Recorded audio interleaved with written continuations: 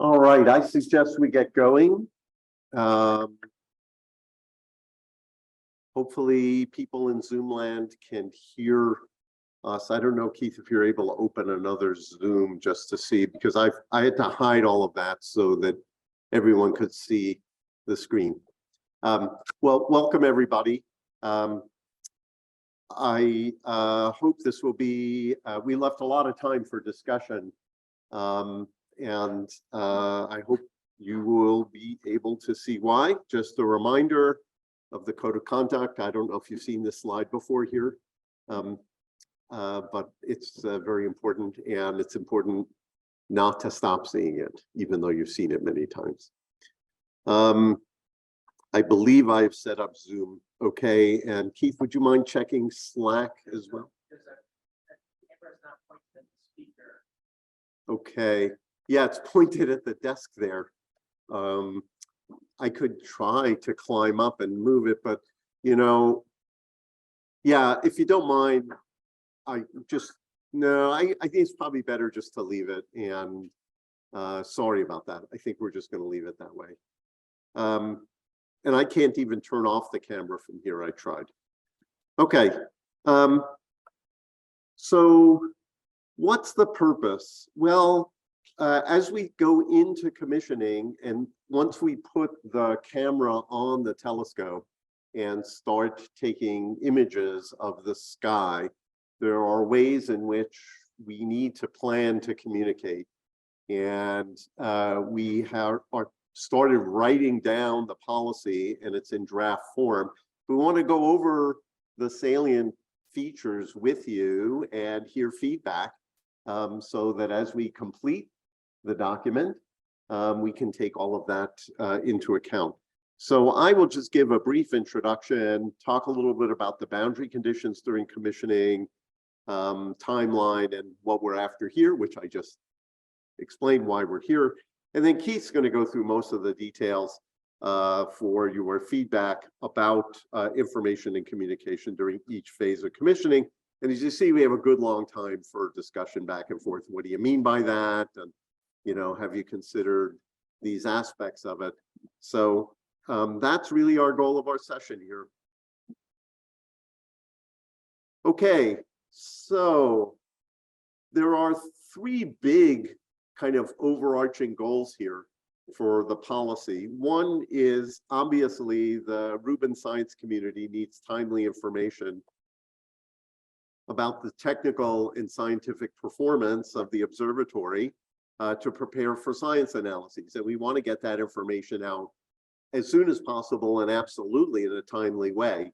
And we've got a timeline on the slides. The slides are already uploaded, so you can have a look at them. So that's the first and very important aspect. Now, in order to do that, the project team has to be fully enabled to focus on the time-sensitive work of not only demonstrating construction completeness and characterizing the performance and putting that information out there to serve bullet one, but in order to do that and demonstrate operational readiness, obviously the project team has to be fully enabled to do that and focus on it, and also have free flow of communication within the project. That's absolutely essential. Then the third aspect that's very important for everybody to understand, and we discussed this a bit in the Tuesday session on the celebratory milestones, is that there is a System First Light media event. And we have been told quite clearly by various stakeholders that it's absolutely essential in order to have a large impact and to engage effectively with the world, that you cannot just leak images as you're taking them.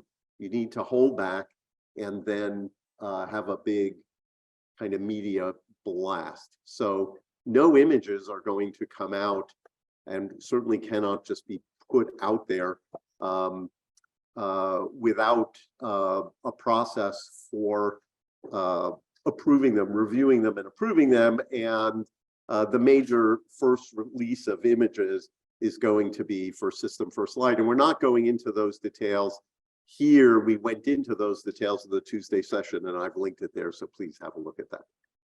Any questions so far?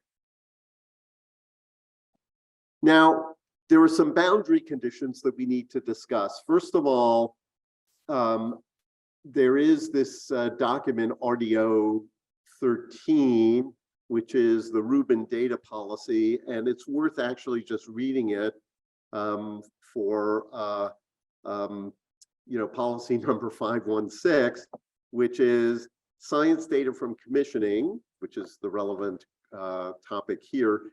Scientific analysis of the commissioning data will be an integral and necessary part of the science verification process.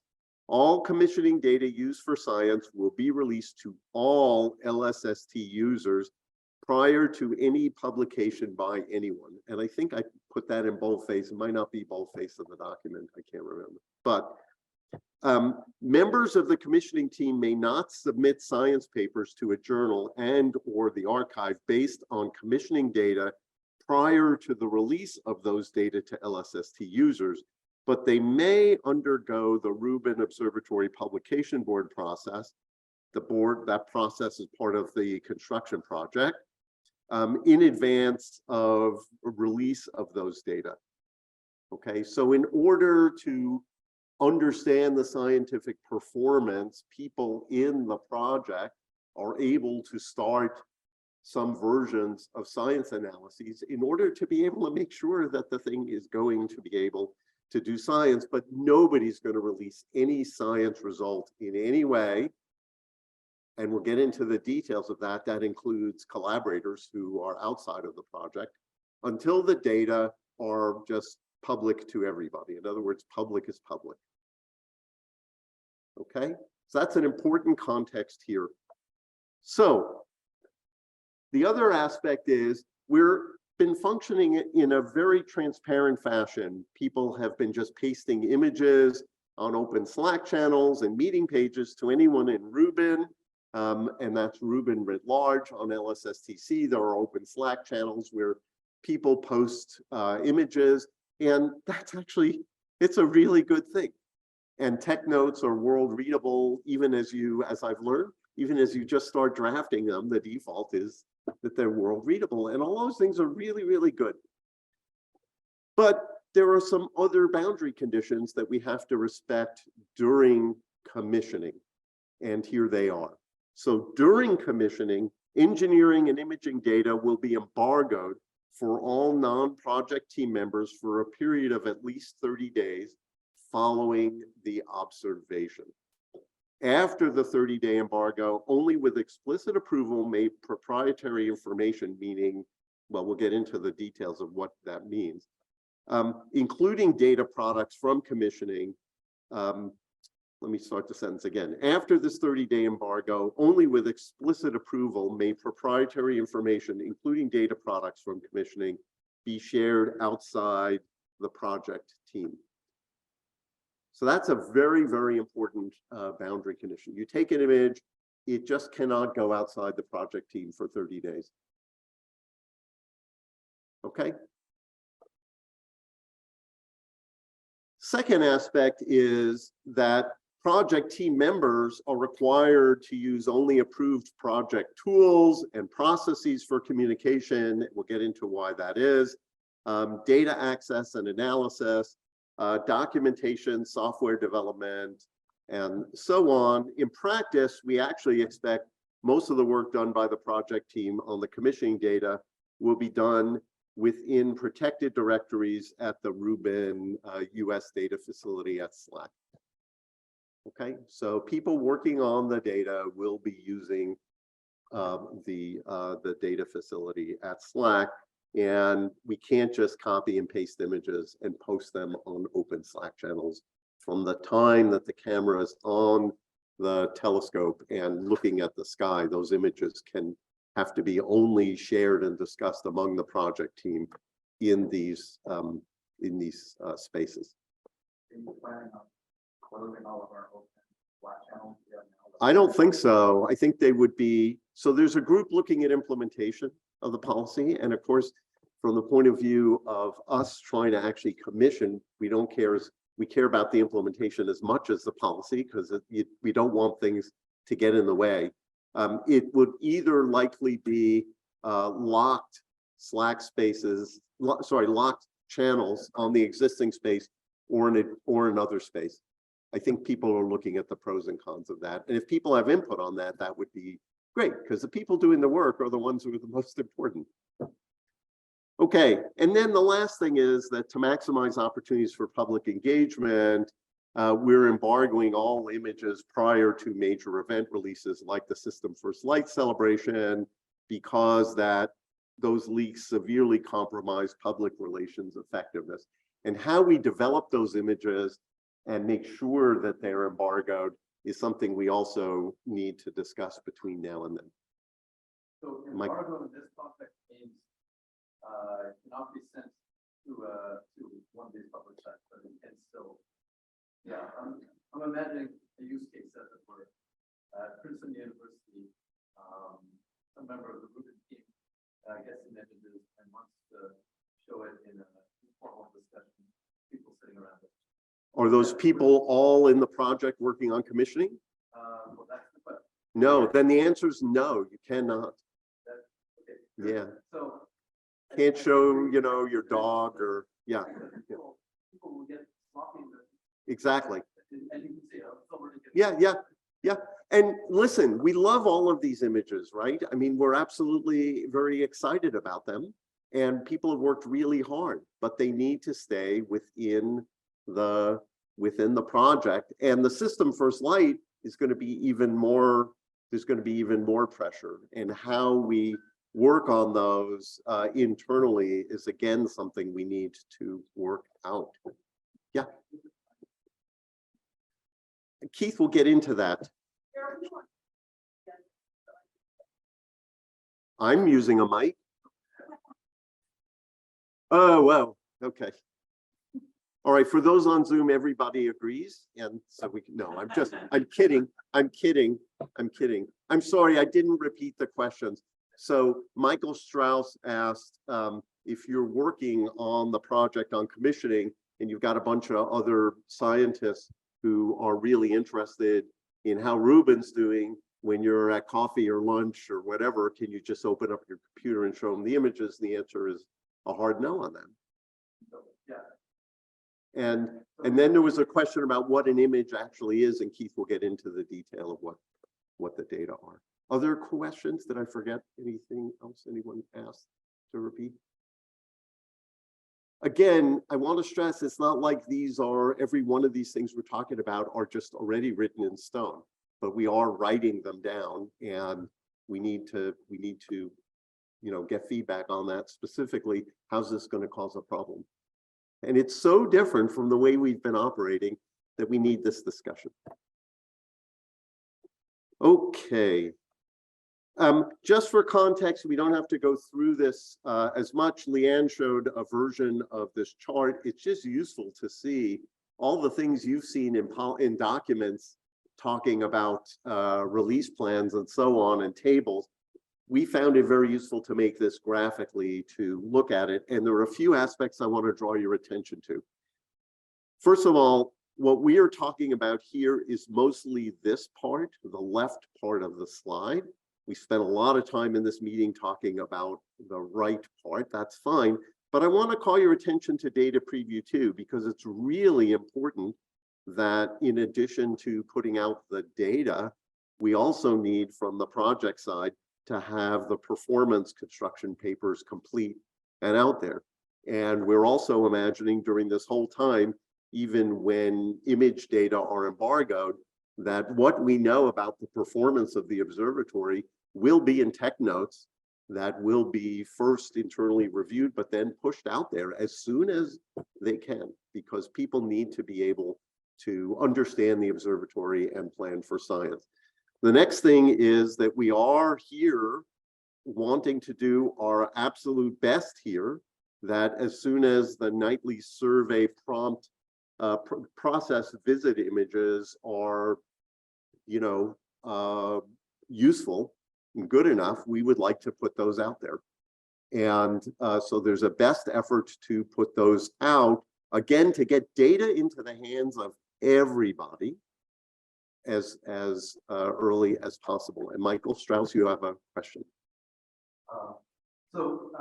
Can you say a little bit more, maybe this will come up later, about sort of the schedule of those Technos?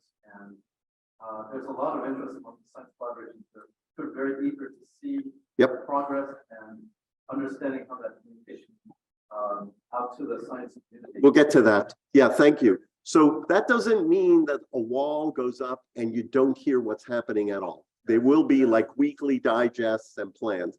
Thank you for the question. Absolutely. Absolutely. Yeah, people need to know what's going on with the observatory. How are things going? What phase are we in? We're not going to be able to show, necessarily, we're not going to, this week's performance plot or something like that, because there's going to be fast evolution for what's going on. But yes, people need to know where things are. And then around the time of the ORR, the readiness review for operations, when we're being reviewed on how well everything works, all the current draft construction tech notes on science performance we think should be available.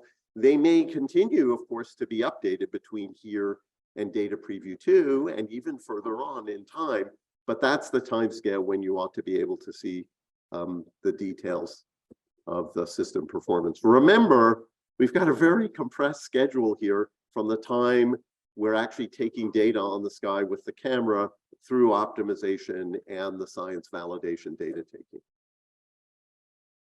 Other questions? Keith, other features I should point out here? Okay. No, it's okay. I'll repeat it and I'll show. Okay, go ahead. Maybe just want to point that the alert stream, at least from a technical standpoint, the objective is to begin issuing alerts during the release. Sometime after first light, and that was so that may actually end up being some of the first live data that's appearing. Right, and there you'll get the 3 cutouts: the new image, the template, and the difference. Yeah, yeah. But those are cutouts, right? Those are postage stamps. Yeah, yep, absolutely. Anything we can get out there, we want to get out there. Okay, I only have actually that's it for me. All right, so Keith will take over and for the rest. Thanks.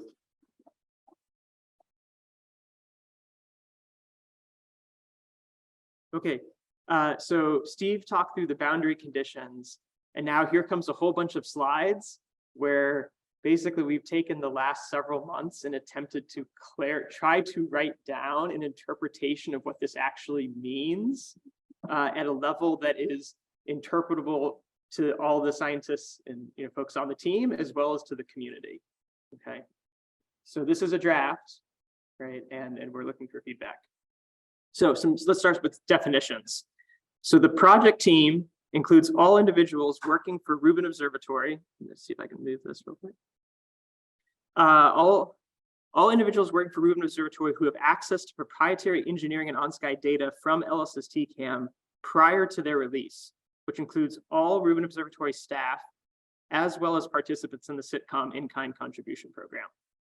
And that link here has a list to all those named individuals.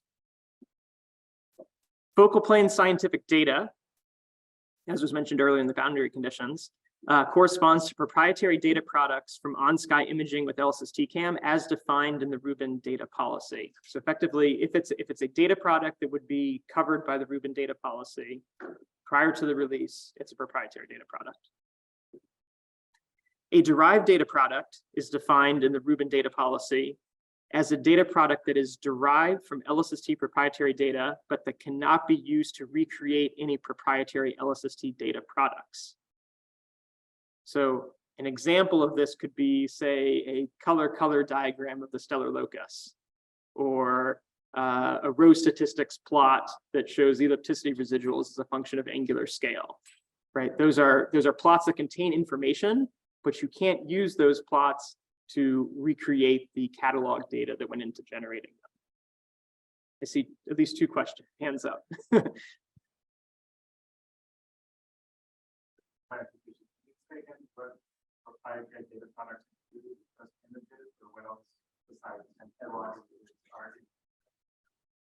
So the proprietary data products includes any of the images, catalogs, survey property maps, any of the data products that would be distributed as part of the alert stream or an LSST data release. So if it's in the DPDD, the data products definition document, it is a proprietary data product until it is released. I think this is the code of the research of very innocent. But it's easy to the show that you cannot move back. So one thing, for example, you have primary, you convert it to hospital. It's like it's impossible.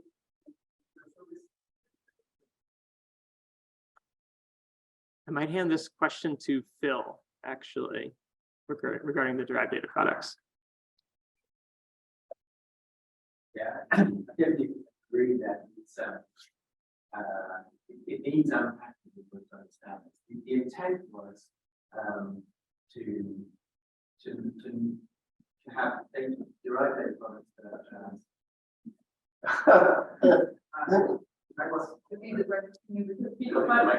Use the microphone for someone. okay, let's try to Oh, okay. We were using the microphone in the room, but apparently it wasn't working. What about the person who just brought the screen? You hear it? Oh, yes, true.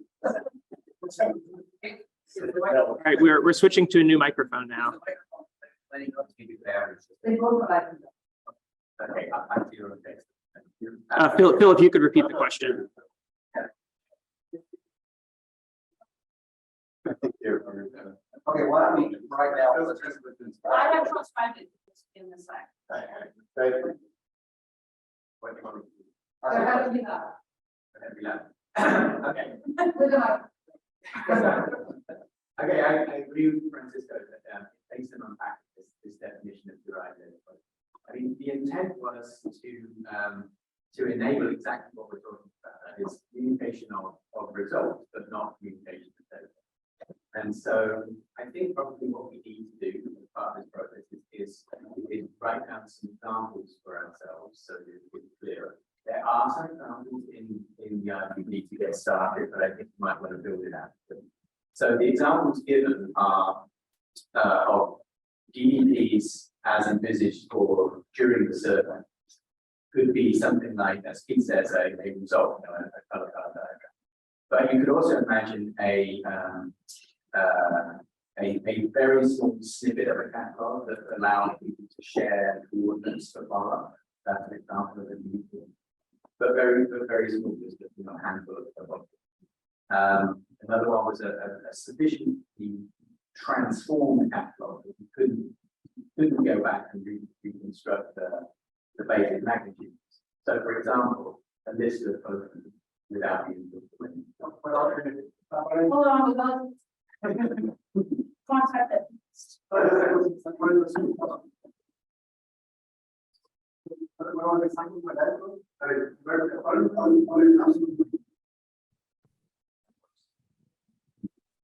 We think we have. Yeah, so okay, so yeah, now it's working. So I'm thinking of the example where you have a light curve that is in a apparent magnitude, and you use the automatic redshift to derive the absolute magnitude. So it's very easy to invert it and get the redshift. Does someone have a Zoom meeting running for this room? Keith, you're not. No, Keith is muted. I'm muted. No, it's also he's fine. Well, you know, it's our fault. We asked for feedback.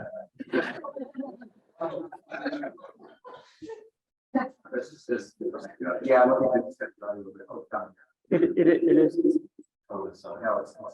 It's not this computer. That's not defined.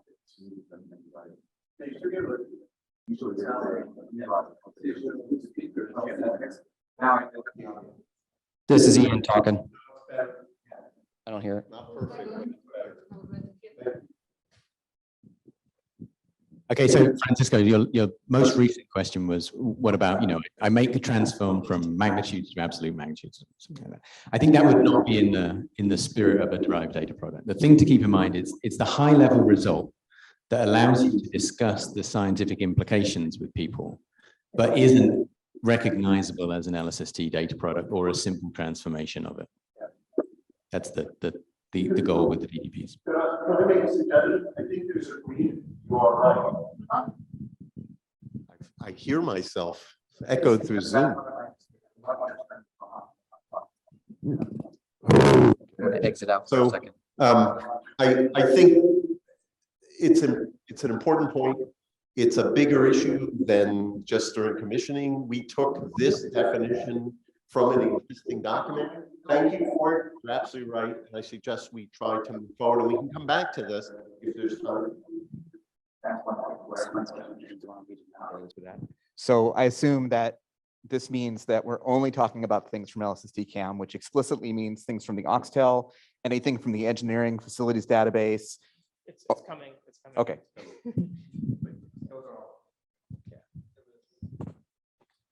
Okay, keep going.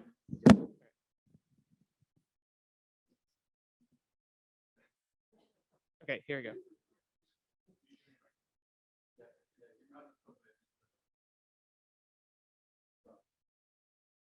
Ian, is this muted? I muted the speakers. Okay, okay. Can people online hear me talking? Yeah. Okay, good. Okay. Okay. Okay. So a word about images.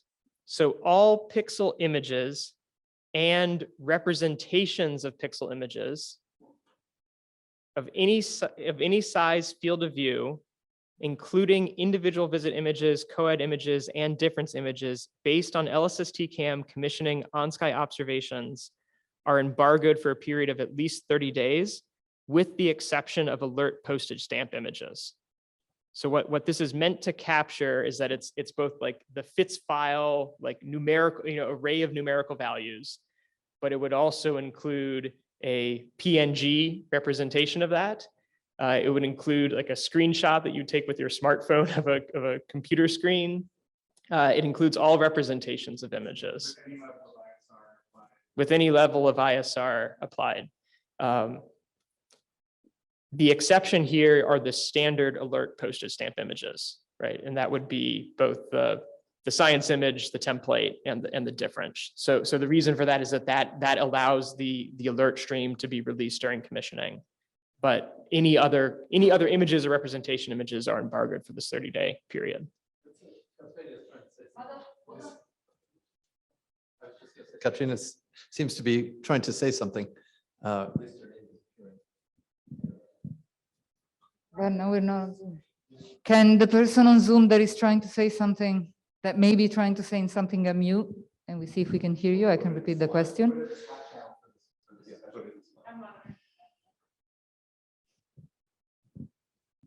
I also asked whoever wrote the Okay. Outward facing communication. So during the period from installation of LSST CAM on the telescope to the release of Data Preview 2, all communications, including informal discussion regarding proprietary engineering and on-sky data with LSST CAM, are internal to the Rubin project by default. Okay. Outward-facing communications, including all on-sky LSST CAM images, are reviewed by the SITCOM leadership, the Rubin Celebrations Organizing Committee, and its relevant subgroups, and the communications team, and are approved for release by the project director or designated alternate. Okay. There will be outward-facing communication, so the status of the commissioning effort will be shared frequently with the world. Okay, but it goes through official channels. So some examples of outward-facing communications are weekly digest and news stories on the Rubin Observatory web pages, published project status webpage, Rubin Observatory press releases and media events, released photographs, plots, and on-sky images, and approved tech notes. And there's going to be more about that in the upcoming slides. So the point is that there will be information that is regularly and routinely going out to the community, but it's going out through approved channels.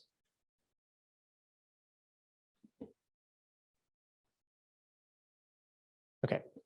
Project team internal communication tools. So free and unfettered communication among the project team members is essential for commissioning success.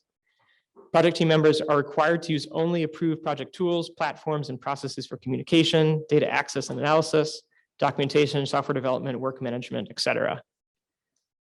Now, an exception, derived data products are not subject to those restrictions, but are embargoed until approval for release. So what is meant by this is that if, for example, a member of the project team were writing a tech note and they happen to have a PNG of a plot on their laptop as they were preparing the tech note, it's on their personal computer. It's not being shown to the world. It's just incidental in the course of their work. That's okay. Okay, this is just to allow the team to function. Like if you think about it, even putting a plot on a Google slide deck, it's like in the cloud somewhere, right? So it covers that situation. In practice, we expect that most of the work by the project team on commissioning data will be done within protected directories at the Rubin US data facility at SLAC.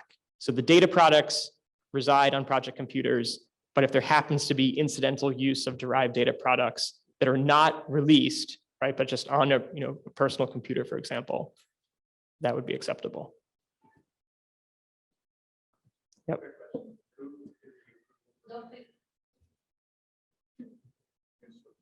Who approves the release of derived data products?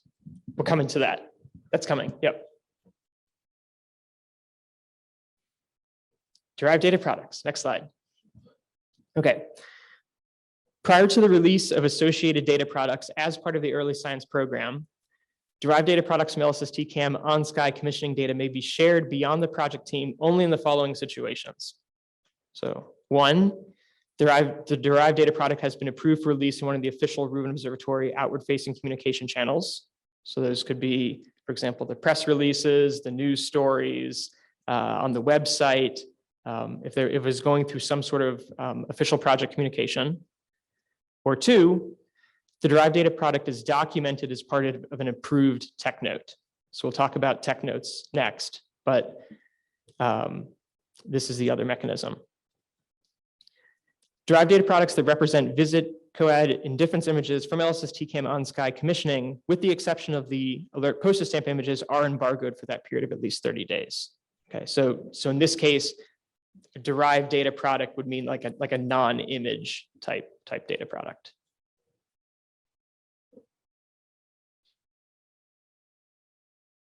Okay.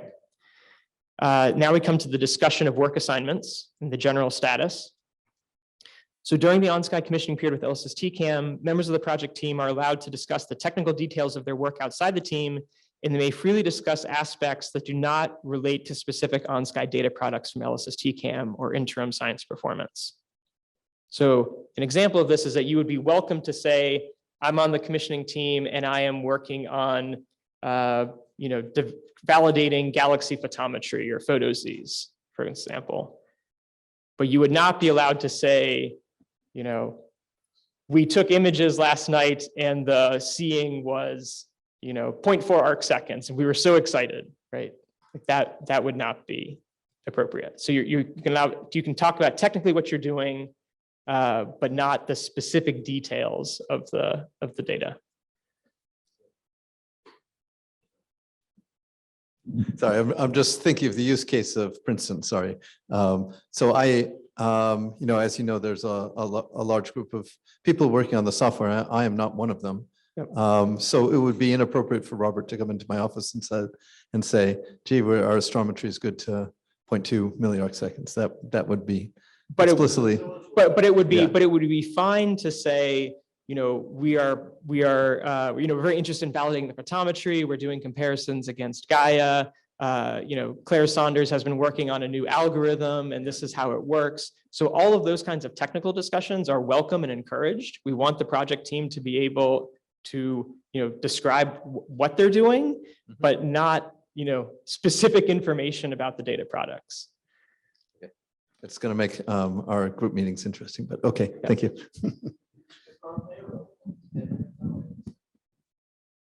Phil has hand up. I'm kind of like Michael as well, actually. I'm looking forward to some discussion of this. So with the tech notes, though, presumably somebody could do an analysis of the seeing so far, make some plots and describe it in the tech note. And when that tech note was approved, it would be out and public. And then Robert could rush into Michael's office and say, look about the latest that's come out. That's the idea? Absolutely. That is absolutely the intent. So behind these policies, there's an underlying value, values that are being applied in crafting the policy. And some of the values that were being considered here is that technical information about commissioning, we want that to be available to the entire Rubin community.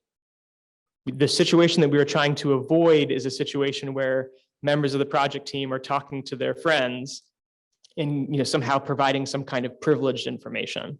So we want to have a policy that promotes the dissemination of high quality documentation that's available to the entire Rubin community.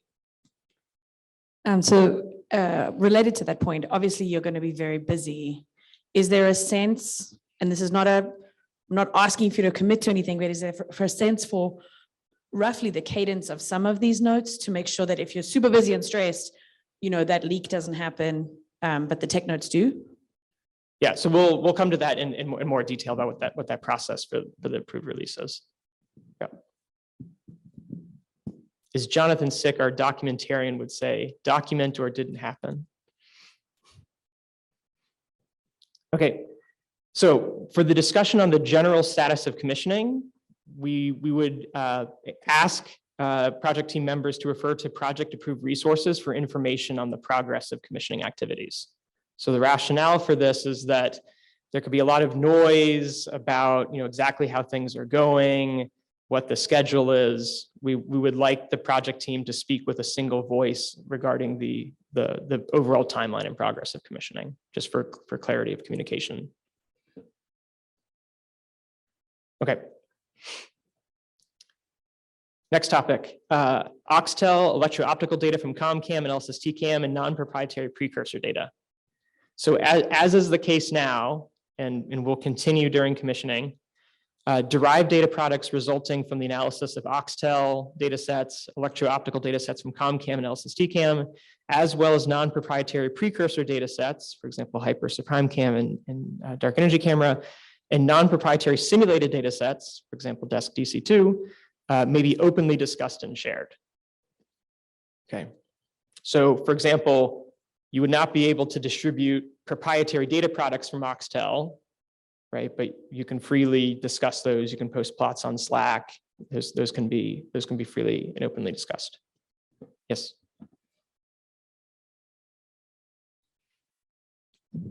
So this seems inconsistent with the answer I got before, so I just want to make sure. So raw data from Oxtel, coads from Oxtel, those are not available. It's only direct. So it's not just LSST-CAM, it also applies to Oxtel. Is that right? That's right. Okay. That's right. All right, just checking.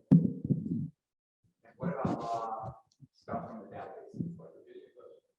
What about other material, which is raw data, like things from, I don't know, the engineering facilities databases and other? Yeah, so all the telemetry engineering data that's considered proprietary inside the project. So the rule is always only derived data products. Correct. In all situations. It's easy Correct. to understand. I just want to make Yes, sure that's true. correct. Okay, thank you.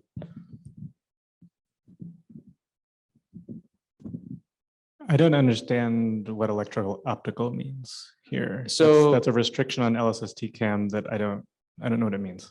Oh, so electrical optical data would include all of the testing that's done currently at Slack, right? The flat fields, the biases, this, CCOB, wide beam and narrow beam tests. So these plots are being, openly discussed, right? But we don't just share the FITS files.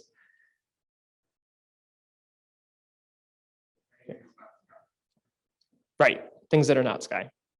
Calibration data products of various kinds.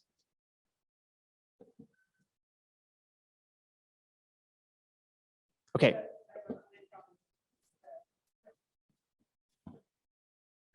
So I just wanted to read this one out because I think it's relevant to this discussion. Katrina just added to the Slack, what if Michael had some very valuable technical knowledge to help with the problem? Is there any way to involve him if it's not on the team?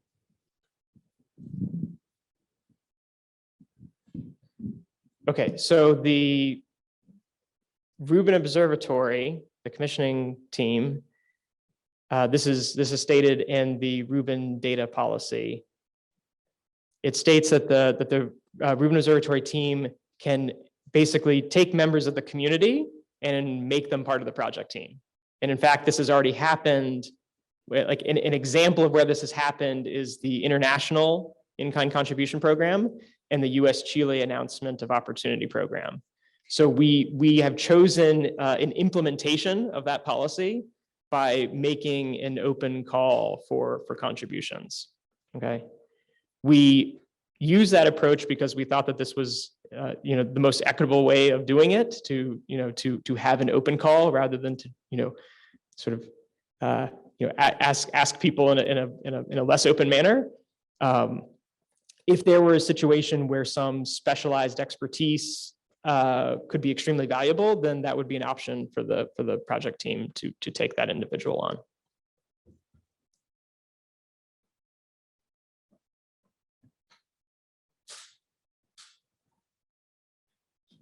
I mean, and on the mountain, there are examples of this already where, for example, we had people coming over to help us with some optical problems we were having. We're not into data release or anything like that, but rather, in the community, as you were suggesting, there are people that have done this before or seen stuff like this before. I would say, hypothetically, if I was having a trouble with a telescope doing this, you ever heard anything like that? Yeah. Okay. Technos. So just to make sure that we're all on the same page, Technotes are a way for Rubin Observatory team members to write standalone documents that are native to the web, can be cited in the literature, are easy to write, publish, and update. And there's a listing at this webpage, lsst.io. During the on-sky commissioning period with LSST CAM, Technotes are anticipated to be one of the primary mechanisms to share information about Rubin Observatory data with the science community. Project team members are encouraged to document their analyses in the form of Technotes, for example, to describe an algorithm or analysis software, to characterize or propose a solution to an outstanding issue, or to present the results of a science verification validation study. So as the project team is going through this commissioning process, we are actively encouraging the members of the team to write these Technotes, and then they can be released and become available to the entire Rubin community. Okay. So Technotes may present science validation analyses, but they're not intended to include novel scientific results or discoveries. Okay, and so this is a judgment call here, but the intent here is scientific characterization of the data, but not some profound new discovery. And I think we can sort of understand the intent here. Correct. So yeah, scientific results and discoveries, right? This is not intended to be a backdoor channel for.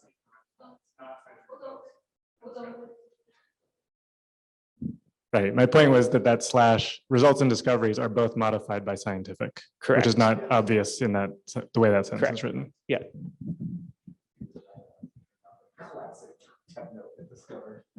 There's a second page. Okay. So this is part 2 on Technotes. Prior to the associated early science release, Technotes that involve proprietary on-sky LSST CAM data must be first drafted in a restricted space and reviewed and approved by the project using a standard checklist in a timely manner before posting. This process will ensure that release Technotes meet basic standards for documentation quality and conform to Rubin Observatory information release policies. Okay. this is not intended to be an onerous process. This is not like a full review. It's not a full, it's not a full review. It's just to ensure that the policies that are being described here are being adhered to. Okay. I think I have the microphone, and then I'll pass it on if that's okay. Actually, can we go back to slide 1? Yep. What are from the point of view of the outside world, they'll be sort of waiting with bated breath for these technos. And I'm a little bit worried, and someone else brought this up before, the commissioning team is going to be working flat out, and the time to sit down and take some time off to write one will be hard to find. And I wonder if there's an impetus within the commissioning team itself. We need to get a tech note out about this because the community needs to hear it. That is, somebody within the commissioning team needs to be thinking about the point of view of the external community that wants to. Yeah, so I think an important point to mention here is that a tech note is a living document. Mhm. It is something that can be updated and expanded upon. So the intent here is not to try to block or withhold information. The intent here is to actively encourage the team to put their studies into something that is referenceable, visible, citable, as opposed to the information just living on a Slack channel somewhere, or some Confluence page somewhere that never sees the light of day. The intent here is to actively encourage the team to write their results in a way that can be shared. Yeah, so I think it's worthwhile now to give my expected use case that I'm going to be doing a lot of this is I'm head of the PSF commissioning subgroup. Every 2 weeks, there's a PSF working group telecon where we're planning to present of what we've learned in the past. What I was told, and I think is still consistent with that, is we would be a couple days before that making a tech note, posting it on the community page or wherever it gets posted. Is that still the place? Yes, you'll be visible on lsst.io. Okay. Yeah. And then discussing with the rest of the PSF interested people in desk and hopefully elsewhere. We want to invite everyone to that who are not necessarily on commissioning, going over the plots that we put in this tech note. So my question now is on the next page, you say it's approved by the project who doesn't exist. Who does the approving? That's my question from 20 minutes ago that I believe is now relevant. So this is an example of like how the policy exactly gets implemented. But the intent here is that I want this to be technical approval that is within the sitcom team. That this isn't, once we have an approved sort of checklist of what the criteria are, that it becomes very clear and like not a controversial thing. This is not intended to be a burdensome process. It's just to make sure that there isn't some kind of misunderstanding. Yeah, Keith said it. That's what checklist was meant to imply, was that it would be a lightweight process that would happen very frequently and with minimal review.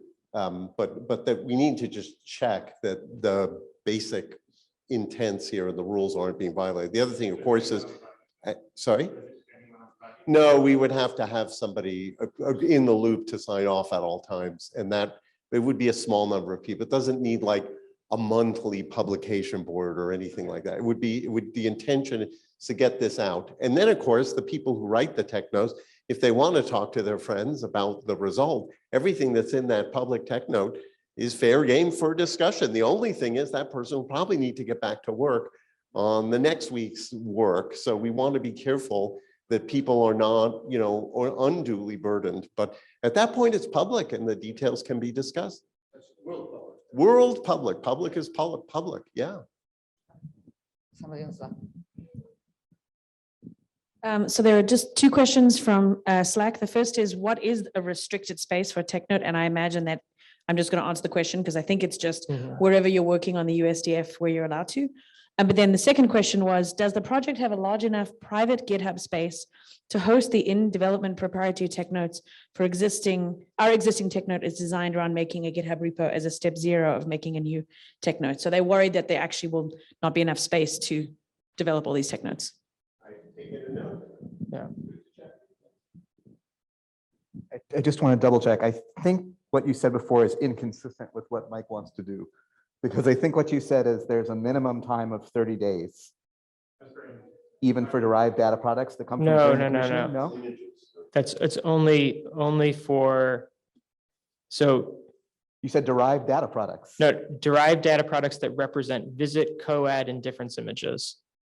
Oh, so it's not that come from, that represent somehow. That's right. So if for example, like a PNG of a visit image, Okay. right? But in principle, if I made a row statistics plot or a stellar locus, and I was fast enough that I could work in the 7 hours that I can sleep to write a tech note, I could get that to the people that check it off the next day. I don't have, there's no That's right. period on that. That's right. Okay. Yeah. So for plots, totally fine. The intent here is to protect the images. Yeah.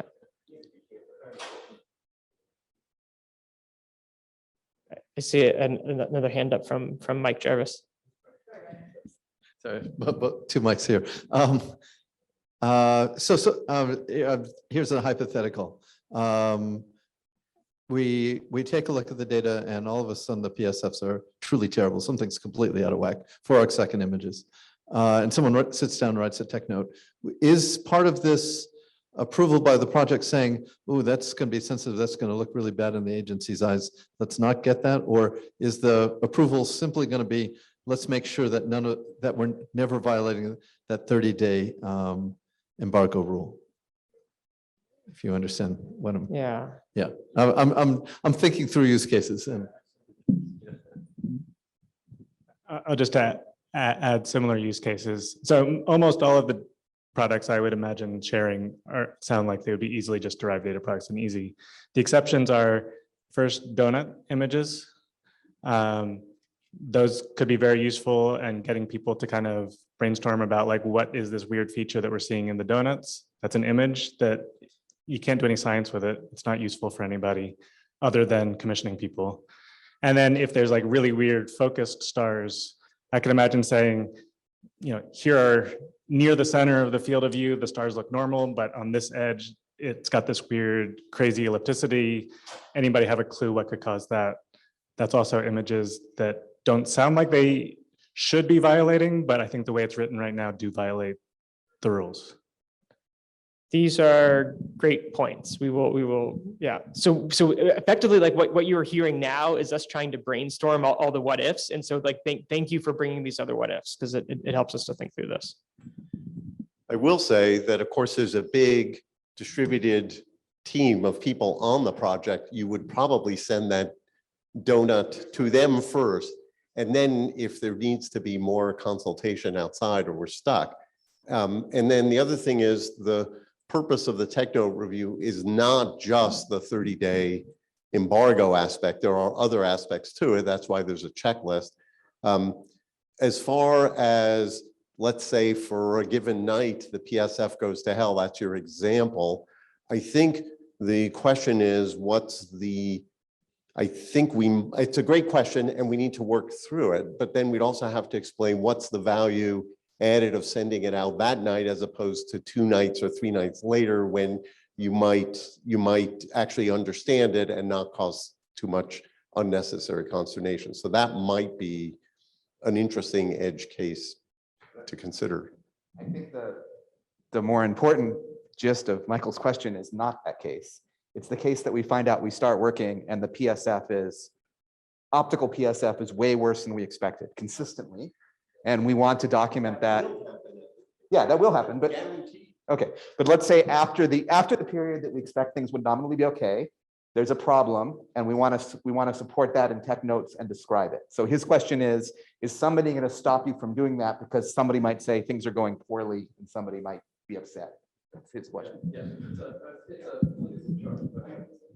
okay, I think it's a great question for us to continue to talk through, but don't forget, we're also going to have frequent digests on how things are going. And I think it's just better to have those messages come coherently from the project instead of separate tech notes that may seem to talk incoherently about the state of things. So I think we have to be really careful. You know, we can't spend too much individual project people's time on stuff.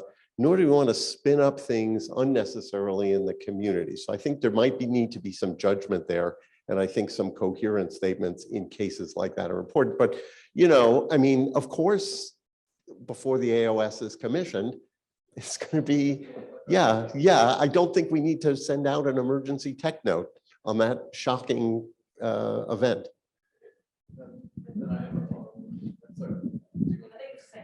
Okay, so you mentioned those digests.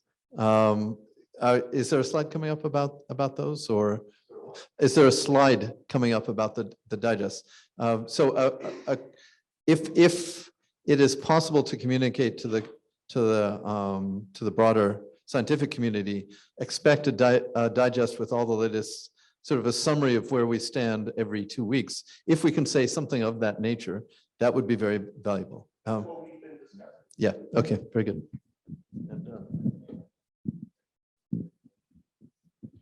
I mean, it's a similar question, just, you know, I appreciate a coherent response, but if the only way to provide expertise, because Michael is desperate to give expertise on PSF, if the only way to do that is through a tech notes, and the tech notes are delayed because of a digest, it will slow down the ability of anyone outside of the project to give feedback. And maybe that's okay, but I think, you know. Yeah. Okay. Steve said he agrees 100%. Oh, I see a hand from Phil. This is just while we're on the topic of tech notes. So to come back to Mike's example, you know, the bi-weekly wider meeting to discuss results. So do we imagine Mike and his group writing a tech note every 2 weeks?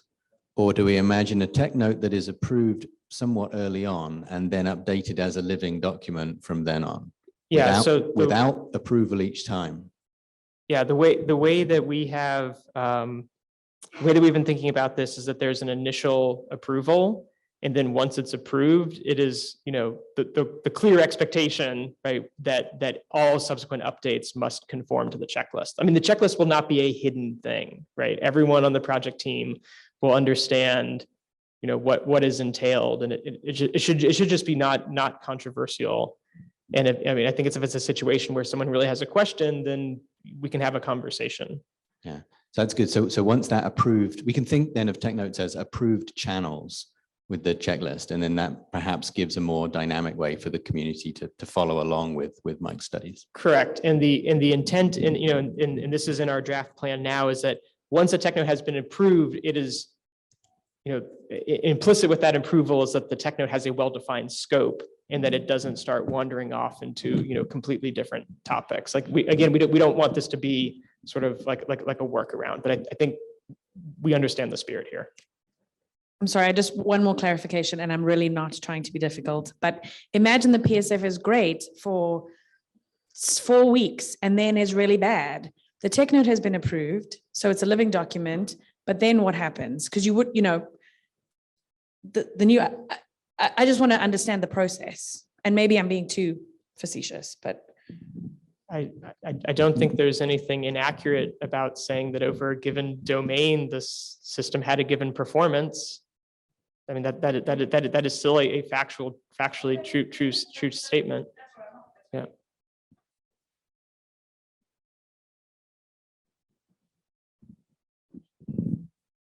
I think we all agree that we want people to know how things are going, and we appreciate help. And I think one of the things I'm hoping people are careful with is thinking they can be helpful before they can.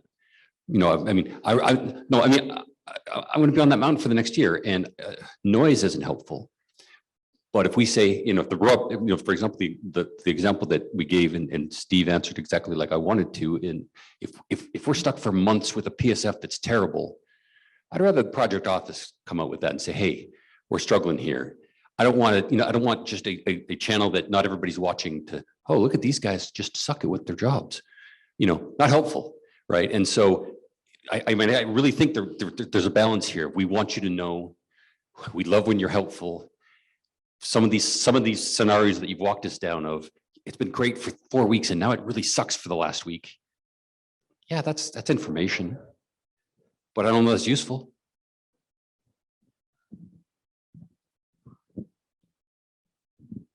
I also think that this conversation is diverging a little way from the vision of what tech notes are.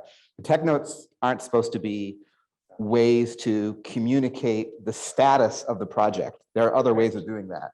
It's a way to document the work product of these groups that are doing work, right? And so if, you know, this is what we're finding out, these are the tools that we found out. If it turns out there's some technical thing that they need help on, they might ask for some thing, but this isn't the way to let people know what the overall optical quality of the observatory is as a function of time. I don't think that people don't have time to write that anyway, so I don't think people are going to even try. Thank you, Chris. Yes, the tech notes are intended to represent like the status of some analysis or investigation. That it's not a vehicle for status. Knowledge of the as-built system so people can prepare for science analyses as well. And day to day or even week to week variations are probably going to be obsolete by the time most people in the community actually get their hands on them. So we have to think that through a little bit. Again, I don't think the tech notes are less a kind of you know, today's newspaper, you know, the first immediate information. It really is supposed to be a little bit time averaged information about the overall performance of the system scientifically. When there are issues that are potentially of scientific impact, positive or negative, and they're enduring, then that needs to go out as a tech note. But by the way, this discussion is really helpful. Thank you. Sorry, somehow I accidentally hit a button and I'm out of screen share. Okay. I was just going to say that there will be a strong desire from the community to do know how things are going on the mountain, and the digests. I'd like to encourage us to think strongly about those digests, whose job it will be to write them, what their content might actually be, and so on, and how to make them regular. Yeah, we have them now.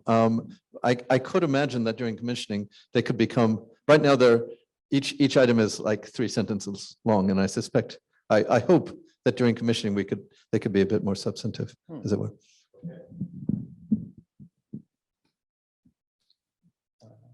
Thank you.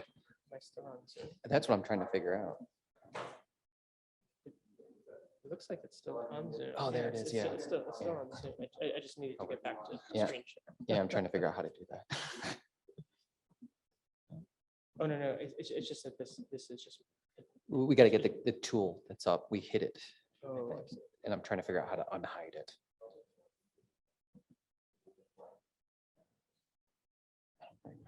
Should we ask the question in the meantime?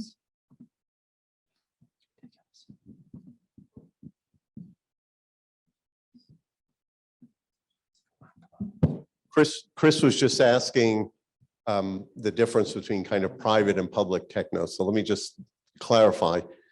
During commissioning, tech notes start out as not public world readable. Okay, and then once they're ready, then there's this approval process. People within the project will be able to see everything all the time because you need unfettered, you know, communication. My question was a little different. I might want to write a tech note, which is just for people in the project. That's okay. It depends. If it's something the world needs to know about, it's not okay. It needs to go out, but it's the author and the group doing the work will say, okay, this is now mature enough and ready to be released. And if you don't do that, then it wouldn't happen. And again, I want to stress there are going to be any mode of communication internal to the project that people working will find useful internally. You know, that's simple. The answer is yes. I think you're on that slide. Yeah. Quick question for Keith, I think has a short answer. The last sentence on your slide there about derived data products, Do I understand that sentence to mean that tech notes are one avenue by which derived data products may be documented? Correct. So the two ways that derived data products can be released are through an official project communication, for example, one of these digests or, first light celebration, press release, something like that, or through these tech notes. So tech notes is envisioned to be the primary mechanism that at least this detailed technical information is getting out. Thank you. Okay. Okay, next topic, presentations. When presenting on Rubin Observatory technical and scientific performance at institutional meetings, LSST science collaboration meetings, scientific conferences, seminars, and colloquia, et cetera, project team members are responsible for following presentation guidelines adopted by the project. The presentation content related to Rubin Observatory technical and scientific performance may only include released materials. Right, so the situation here is that, right, if you're going to go to a conference, you're welcome to talk about Rubin Observatory, but you can only show approved data products, approved derived data products, plots, and so forth.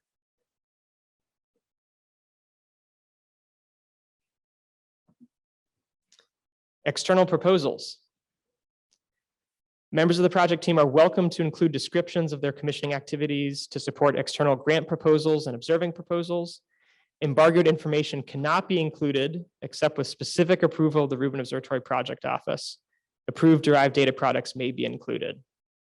Right, so the situation we're trying to avoid here is where a member of the project team is using proprietary information to gain some kind of advantage in a proposal. So I'm just curious what that clause, except with specific approval, is there a use case that you have imagined where the project office would say, yes, it's okay to make the exception here?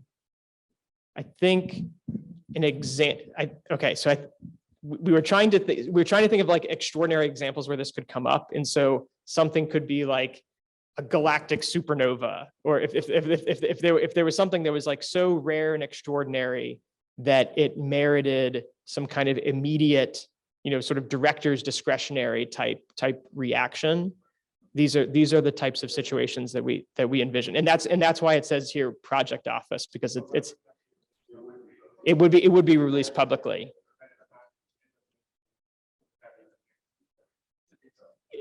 If there was, yeah, we'll come to this. Yeah. Yeah. There are some cases which are relevant that come up all the time in collaborations, which, for example, there's a graduate student who's doing a lot of work and needs to get their PhD. And sometimes those PhDs come, and sometimes you embargo the PhD for a certain amount of time before results come out, for example.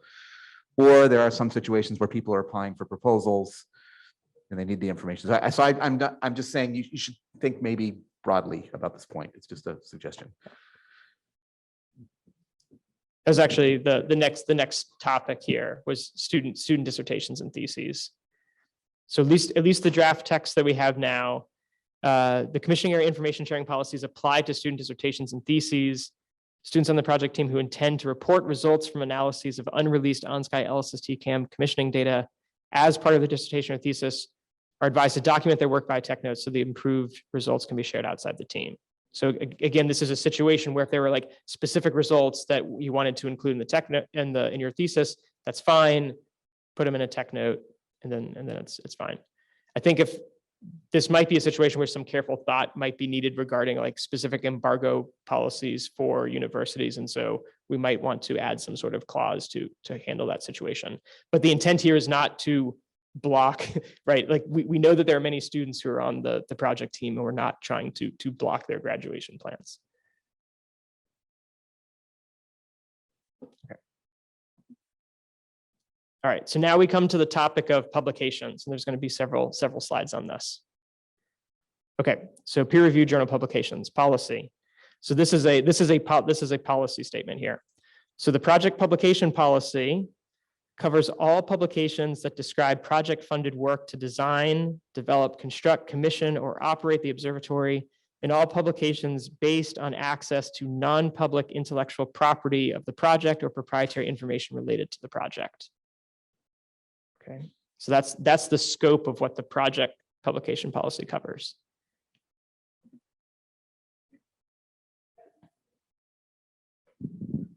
One wording project, one Oh, sorry. wording suggestion.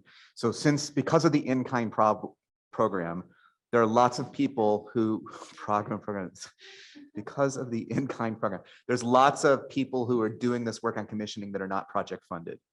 So the sentence that describes project funded work. Right, so Right. it includes all project funded work as well as publications that have, based on this, access to non-public intellectual property and proprietary information. So if you are a member of the project team, whether you are paid by the project or not, if you have access to proprietary information, right? So If I'm wondering why there's an and there. I mean, it seems like you've written that as two separate things.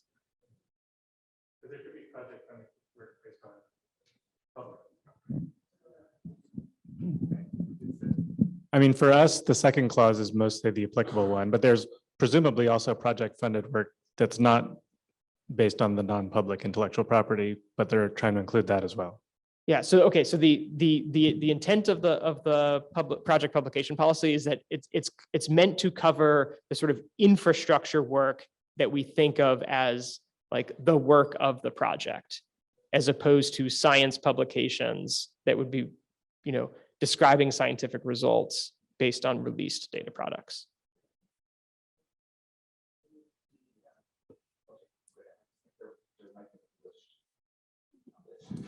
Sure, okay.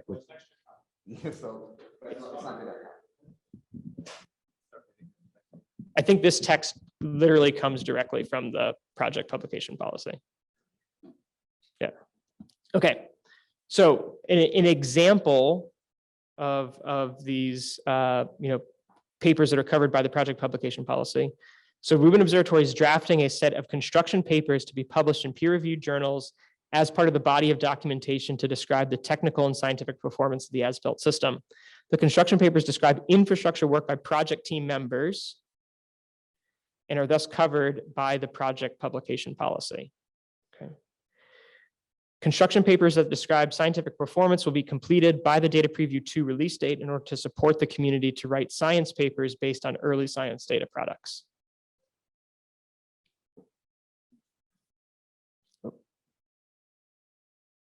Okay, so now we get to the topic of science papers, right? Members of the project team might also contribute to science papers that use released commissioning data from the early science program.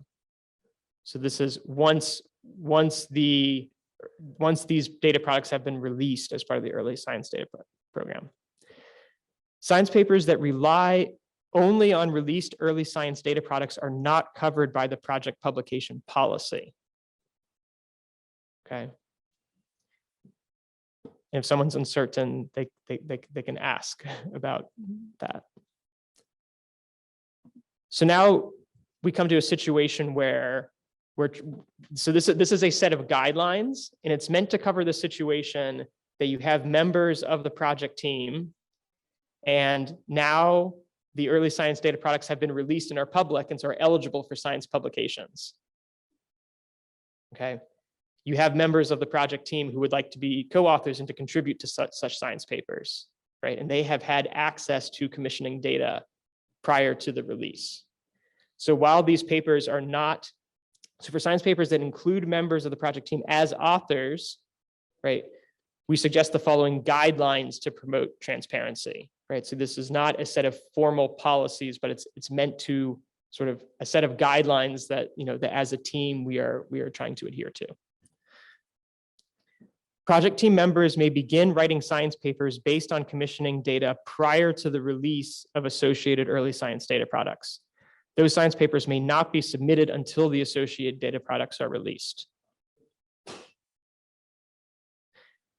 Project team members are free to collaborate with others beyond the project team on science papers that use early science data.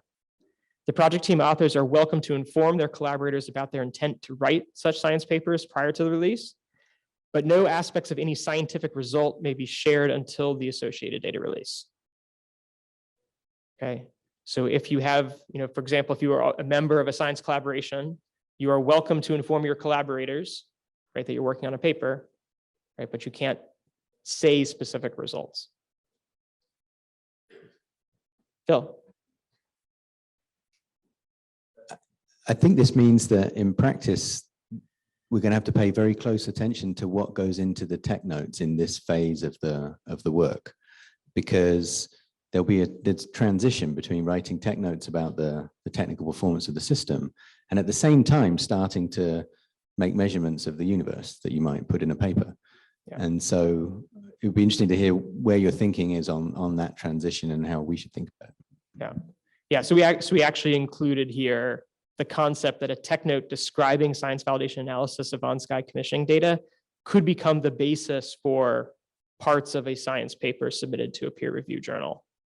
So the idea here is that you could be doing a science validation study, maybe initial results are appearing in a tech note, and then that could be expanded upon in some way. It doesn't preclude those results from eventually becoming part of a scientific publication. That's great. Can you go back to the previous slide? Yes. So what you just said seems maybe inconsistent with the line, no aspects of any science result may be shared until after the associated data release. So I think this is a situation where within a given publication, there could be parts that are describing some investigation of a systematic or an effect. Like, if you think about like science publications that you might write, there might be some sections of the paper that are describing methodologies or various validation studies that have been done. And then there are sections of the paper that describe the actual application of the method or the specific novel results. And so this will inevitably be like a little bit of a judgment call, right? But the intent is that the tech notes are meant to be ways of providing scientific and technical characterization of the observatory, and that's distinct from novel science results. And I understand that this is not a cut and dry line, but that's why this is written as guidelines. Right. And anything that could be interpreted as a science result should not go out as a public tech note until the associated data upon which it's based are available to everybody. Correct. The performance aspects should, but the science result should not be until everyone has their hands on the data. Okay. I think Mike. It doesn't matter. Go ahead. I was just going to say that we have to be a little bit careful that the boundary there, it's not, science and technical aspects are not distinct. And we don't want to be in the overly categorizing or siloing things. And so there always will be ambiguous cases. And so it's something just to be aware of. I mean, similar point. I mean, I think no aspects of any science result. I consider null tests to be an aspect of a science result. It's a very important aspect of science results. And null tests are things that would go in a tech note. You can't get science from them at least by design. But no aspects of any science result, I think, is the wrong phrase there. I think those are aspects of a science result in my meaning of all those words. So yeah, we should think about the wording there. Yeah. What's meant to be included here is no like novel scientific information. Yeah. Yeah. I was just going to suggest that you could fix all these problems if you replace the language, no aspects of science results, with no information which has not been previously reported in a public tech note. We'll work on that. Thank you. We understand the sense. Right? I mean, if anything that's in a public tech note is public, right? And there's nothing that, if it's not in the public tech note, you can't talk about it. So if you just replace that with a statement about not using things that aren't in a public tech note, I think it covers all of these cases with no ambiguity. Yeah, but it's saying that you can't do it. Yeah, well. Thank you. I want to point out an aspect here that's important that we may not have discussed explicitly, if that's okay. We're running out of time. I know. I'll be quick. That's why. Yeah. So suppose you're working on the commissioning as part of the team, and you're also in a science collaboration. Okay, we don't want to trample at all on science collaboration discussions or rules or anything in any way. We thought about that a lot as writing this. But people in the project cannot share any aspect of any of their science results as science, as opposed to performance that will go in a tech note. The science result cannot be just shared within some sector of a science collaboration with people who are not in the project. Why? Because it's fundamentally unfair to every other member of every other science collaboration that somehow, because a science collaboration has a particular project person, they get an early peek at new science.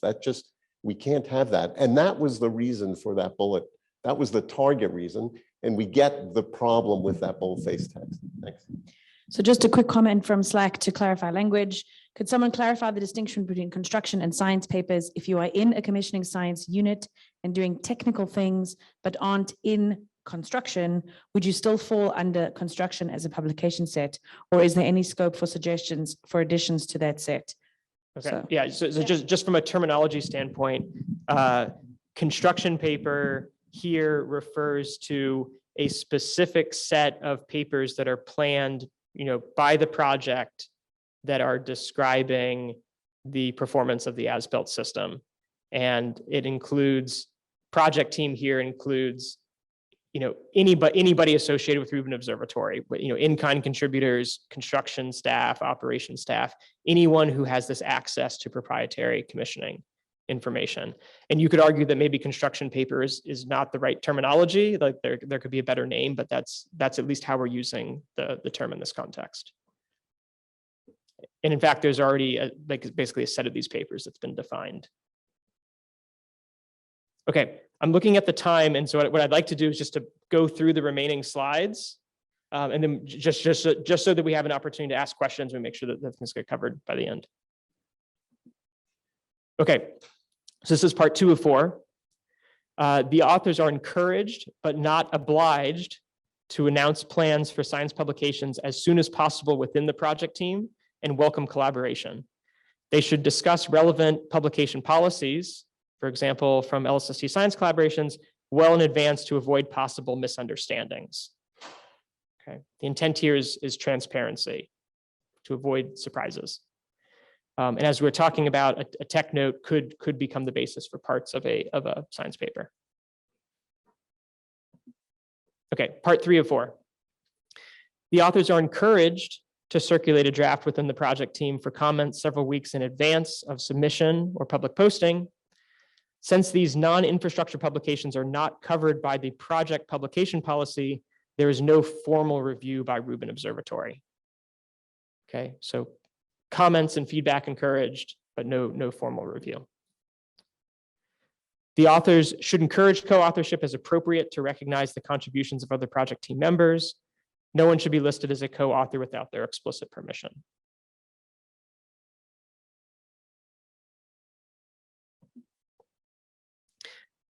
And finally, part 4 of 4, the publication should reference appropriate construction papers, tech notes, and other Rubin Observatory documentation. I think this is pretty clear.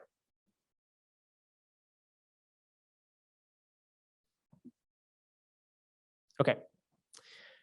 Under extraordinary circumstances, the project may publicly release scientific results and associated data earlier than the planned timeline. So this is meant to cover the case that operations team has a plan for early science, but if there were some extraordinary event, something that was time sensitive, something that merited immediate release of results, then it would be at the project's team discretion to basically decide to release those data immediately and enable science papers to be written with them. Right, some exceptional transient event, for example. Okay, transition to operations. The operations team is working on methods and guidelines to enhance early science publicity. The project team will be encouraged to follow those guidelines and to help showcase science results and potential of Rubin Observatory. Right, so this could, for example, highlighting some of these early papers that are coming out.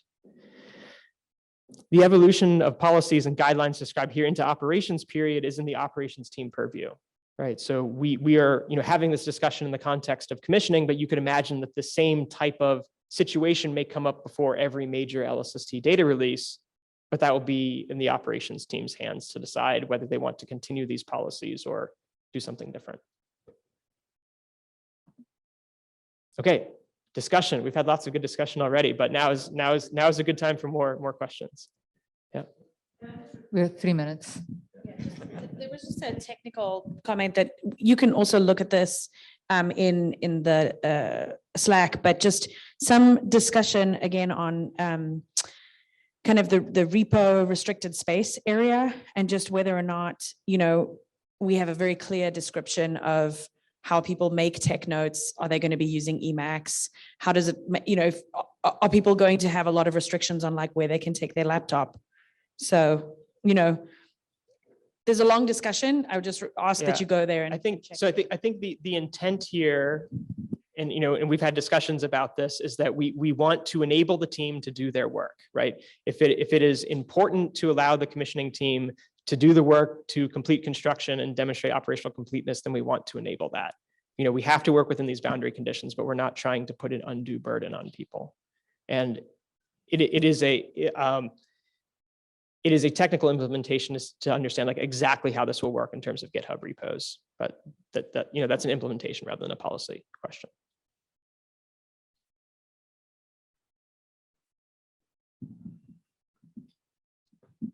I think this will be a quick comment. So at the start of this session, we heard about the commissioning science papers, and I started to imagine a whole glut of them coming on the day of the DP2 data release. But I don't think that's actually what will happen in practice. And one reason, I mean, as well as basic sanity, one reason is that for the studies that had been discussed over some time in groups like Mike, where you have members of the desk as well as the commissioning team discussing results as they come up in tech notes, the papers that come out of that would be desk papers, because the collaboration members who are both on the commissioning team and also who had taken part in the discussion presumably would be candidates for being co-authors. So I think after the DP2 would mark the start, the earliest that the collaboration-wide review would be. And so there would be a few weeks after that to go through the desk process. So that would be a natural buffer between the date of the data release and the data publication. Just a comment from the desk perspective. I think I got that right. That sounds like a longer and good discussion to have. I just want to make sure I didn't misunderstand that somehow we'd have to delay the release of construction performance papers to go through desk review. Okay, very good. Just want to make sure. Thank you. Yeah, I mean, and that's why the guidelines here are explicitly encouraging people to talk about those publication plans and to talk about what policies they think might apply. We realize that this is some like very complicated Venn diagram of people on the project and in science collaborations. And we're just trying to, increase transparency, avoid surprises, avoid hurt feelings. That's the intent here. Just for Steve's benefit, probably. So the reason it would be a desk paper is because some of us on the commissioning team from desk are acting in our responsibility as a desk member, whereas all the construction stuff, even if they're also a desk member, they're not acting in that capacity. They're acting on project capacity.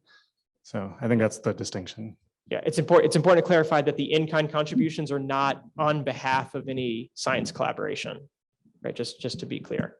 And I just we really want to know if any of these policies is causing any individual any tension with their science collaboration, because that we need to fix it.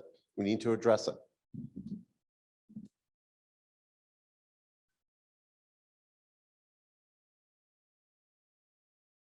Okay.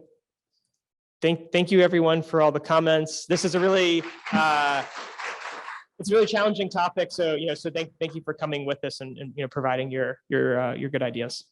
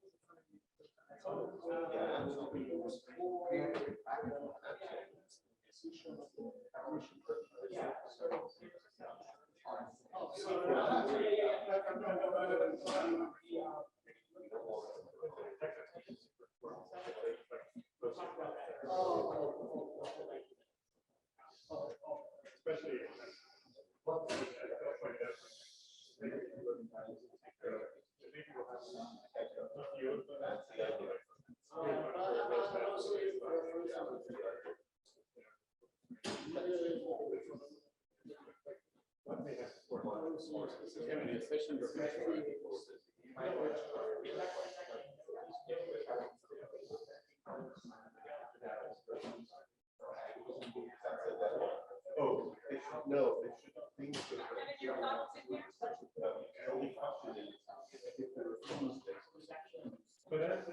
Performance.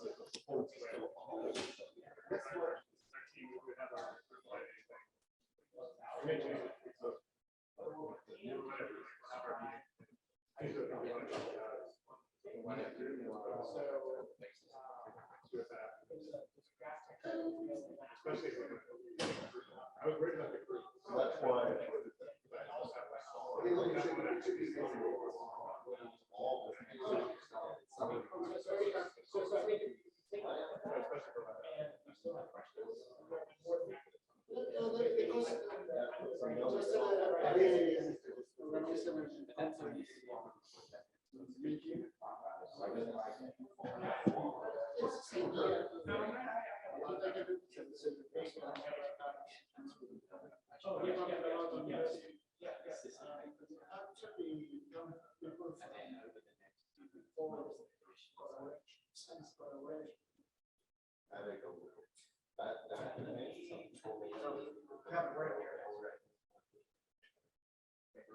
There will be some, for sure.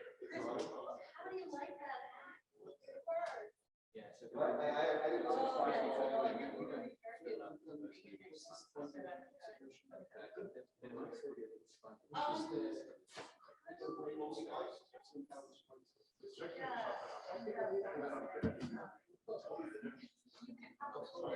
Oh, yeah, yeah.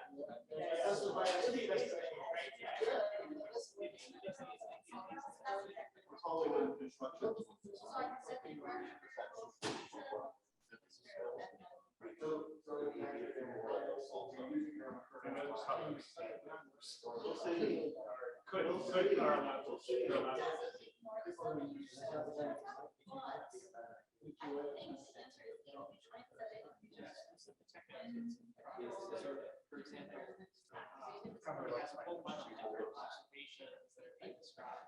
Each, if it's only a few,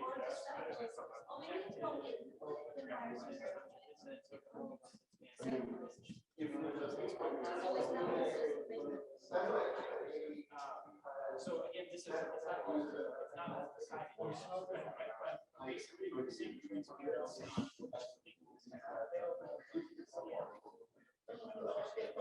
I was building about the word choice. I think I understand something that you're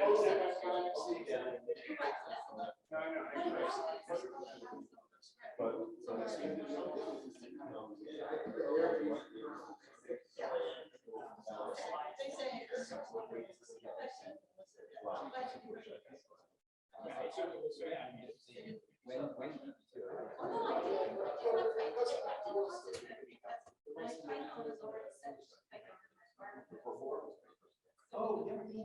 That's why it's also.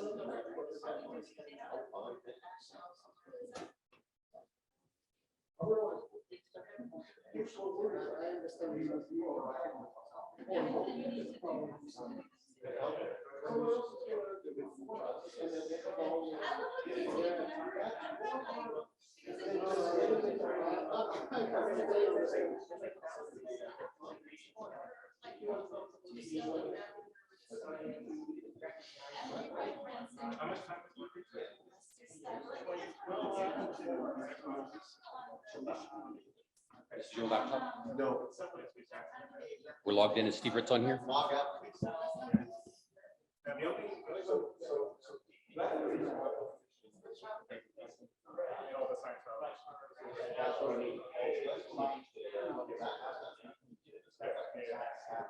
That's a lot. We did stuff that we can't stop.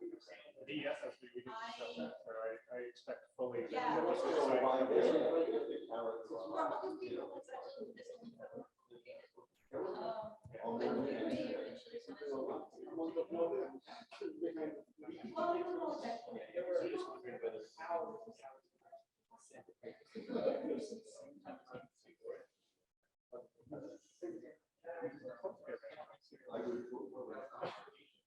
But people respond to that.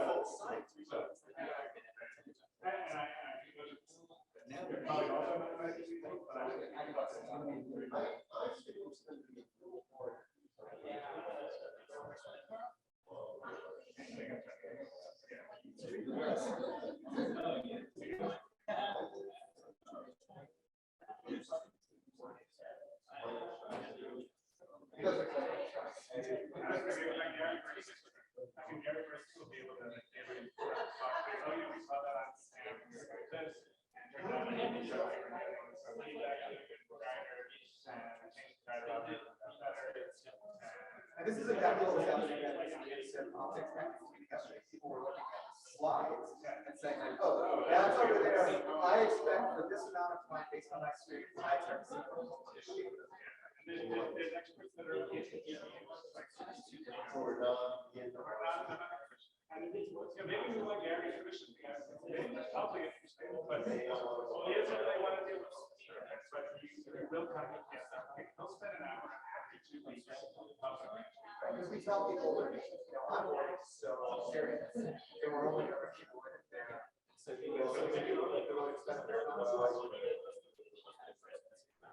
I'm just saying, but this is, but his point is, he doesn't.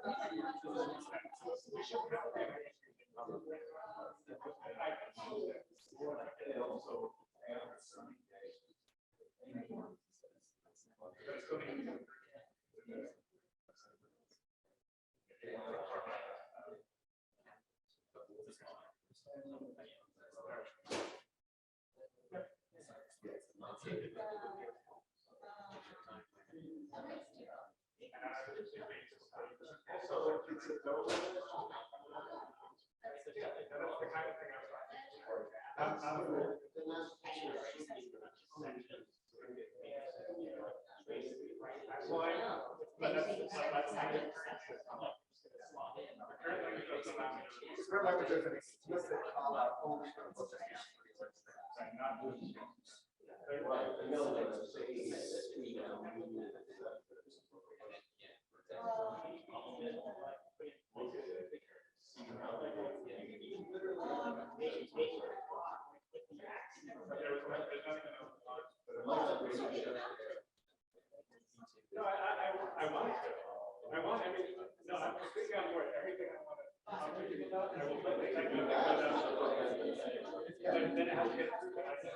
He's saying it's not allowed to put that.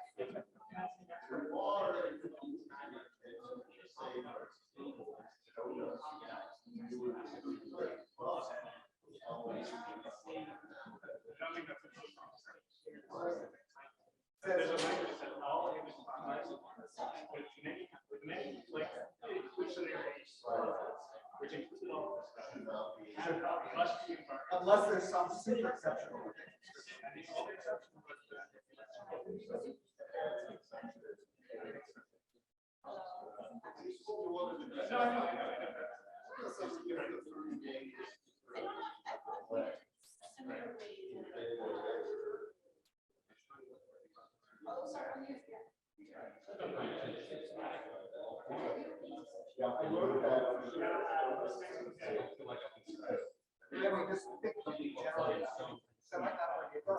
Like in focus stars, I got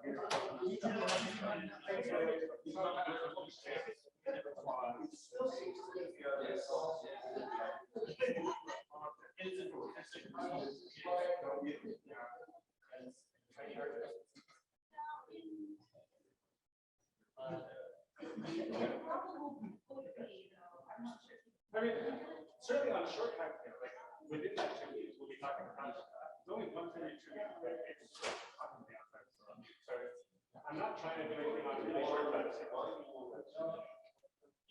That's the rate we have to work on. That feels like the level of commitment that people not on the project are willing to talk about. Here's what we saw. This operation is like anyone else have another no test we should try. We're still a little bubbling on this one. Anyway. We would put these in tech there, and we would only talk about what we don't start. I'm very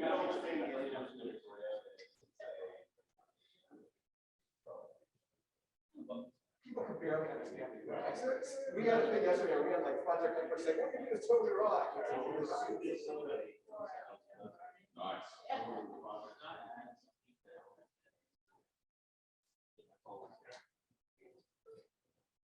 You know what?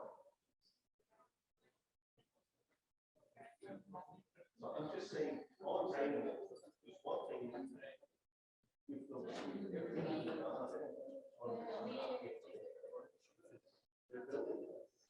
But this is just so technical that you don't look at it and say you're doing that job. I mean, it's like there's no way for somebody to clear. I know that. And you should have those conversations. All I'm saying, you're worried that this is the best. Not that.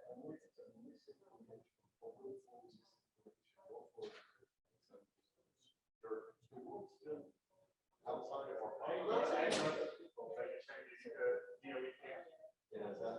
I'm just saying that like this information, I don't even think that jerks can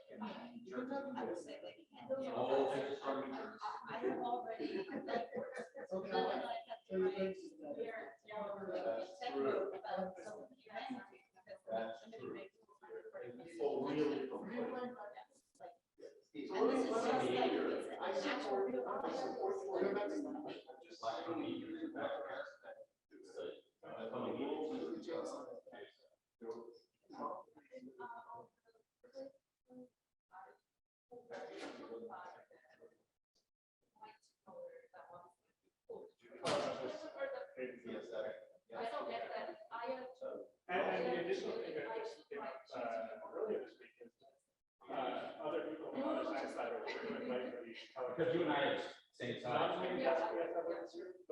I'm going to say anybody, any science library should come. I don't know if you can say. Or does that count as a? Does that count as like a? I was only talking about close to the source. I'm just saying. And you know, I'm very happy to enforce that strictly.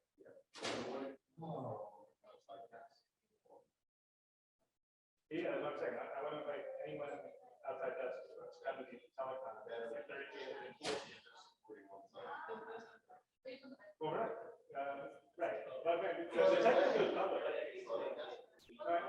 We have that. We're talking about public.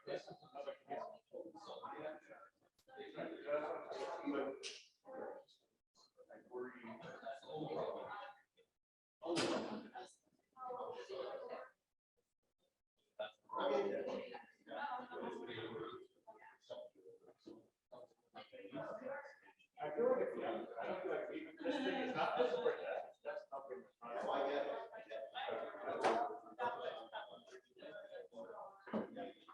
Yeah, absolutely. That's why I said I want to buy it. Totally different science.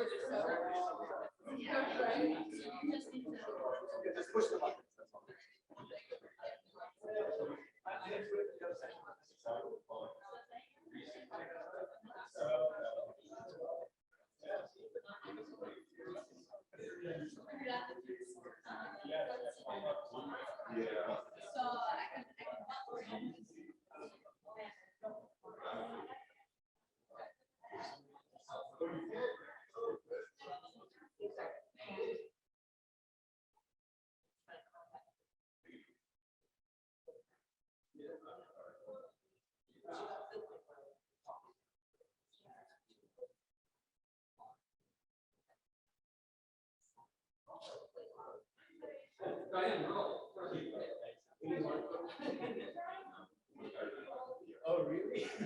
Sorry.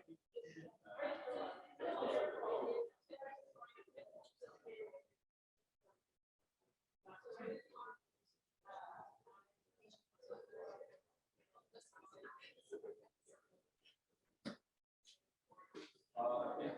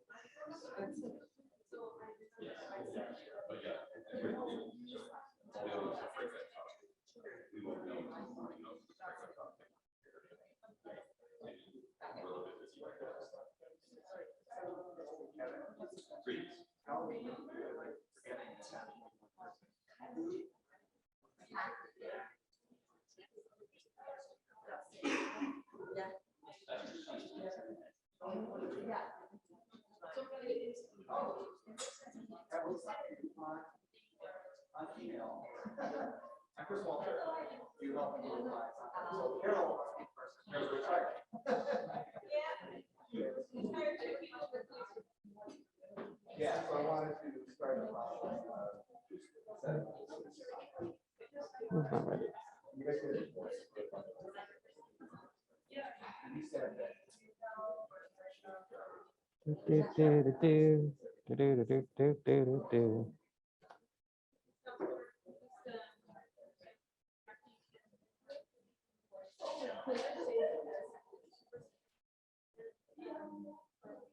You also have a whole bunch of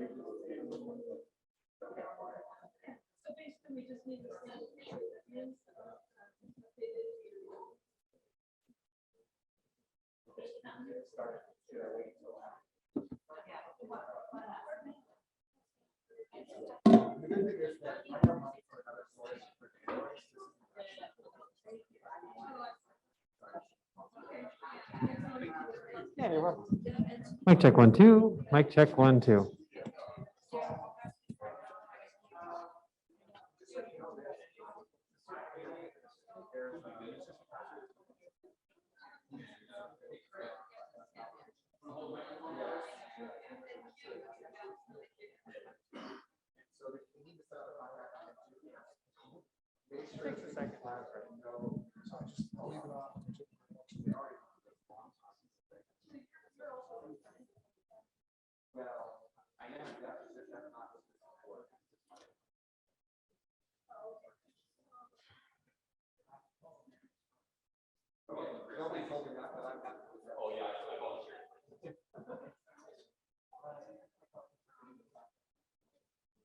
I don't know if I can handle that. I know.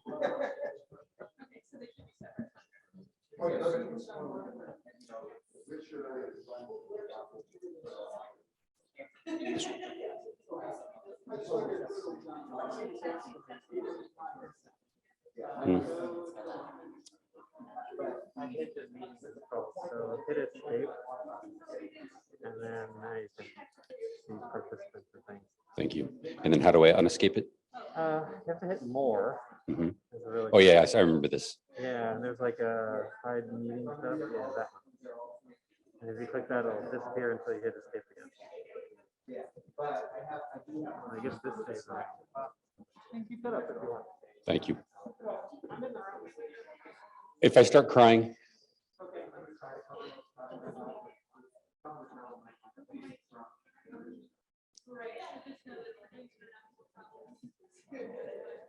At least we're going down.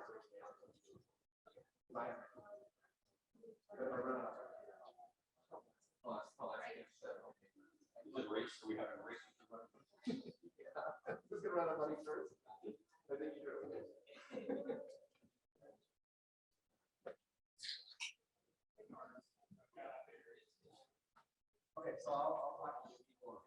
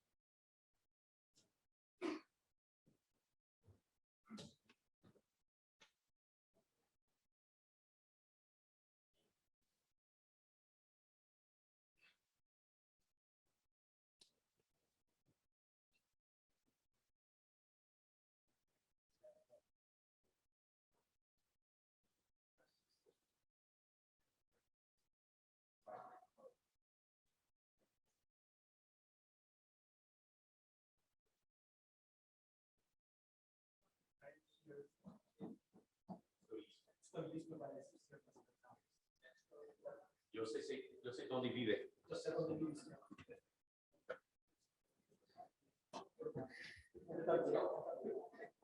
Soy un gringo.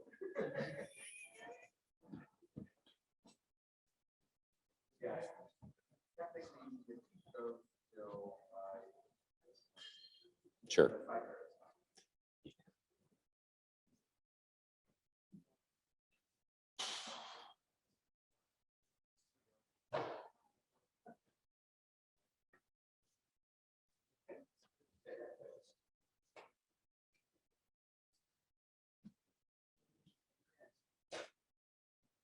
Okay. I appreciate you being here. My name is Kevin Reel. I am the Rubin Observatory scientist. I work at SLAC, but I haven't seen SLAC in a few years. But I'm going next week. It's very exciting. I'm going to kind of walk you through what I think are the most important things in all of Rubin for the next year. I know that's pretty arrogant. I know. I'm just trying to get us to first photon. That's all I'm trying to do. Some people are interested in photons. And more importantly, I'm going to use the word you many times. And so if you're wondering who you is, it's you. Before I get started, I just want to show this picture. This is from, I think, yesterday. This is our team in Chile working hard while we've been having a great old time here in Tucson. And I am very thankful for the team that's still going in Chile on the mountain, doing all the things that we need to do to stay on schedule. And this month looks fantastic. Everything's lined up. Everything's going to go perfect. September looks a little trickier. We'll talk about it. That's Miguel. He's from Spain. He helped build the telescope and then he stayed with us. It's awesome. So my job, portion of my job, I'm the system integration and test scientist.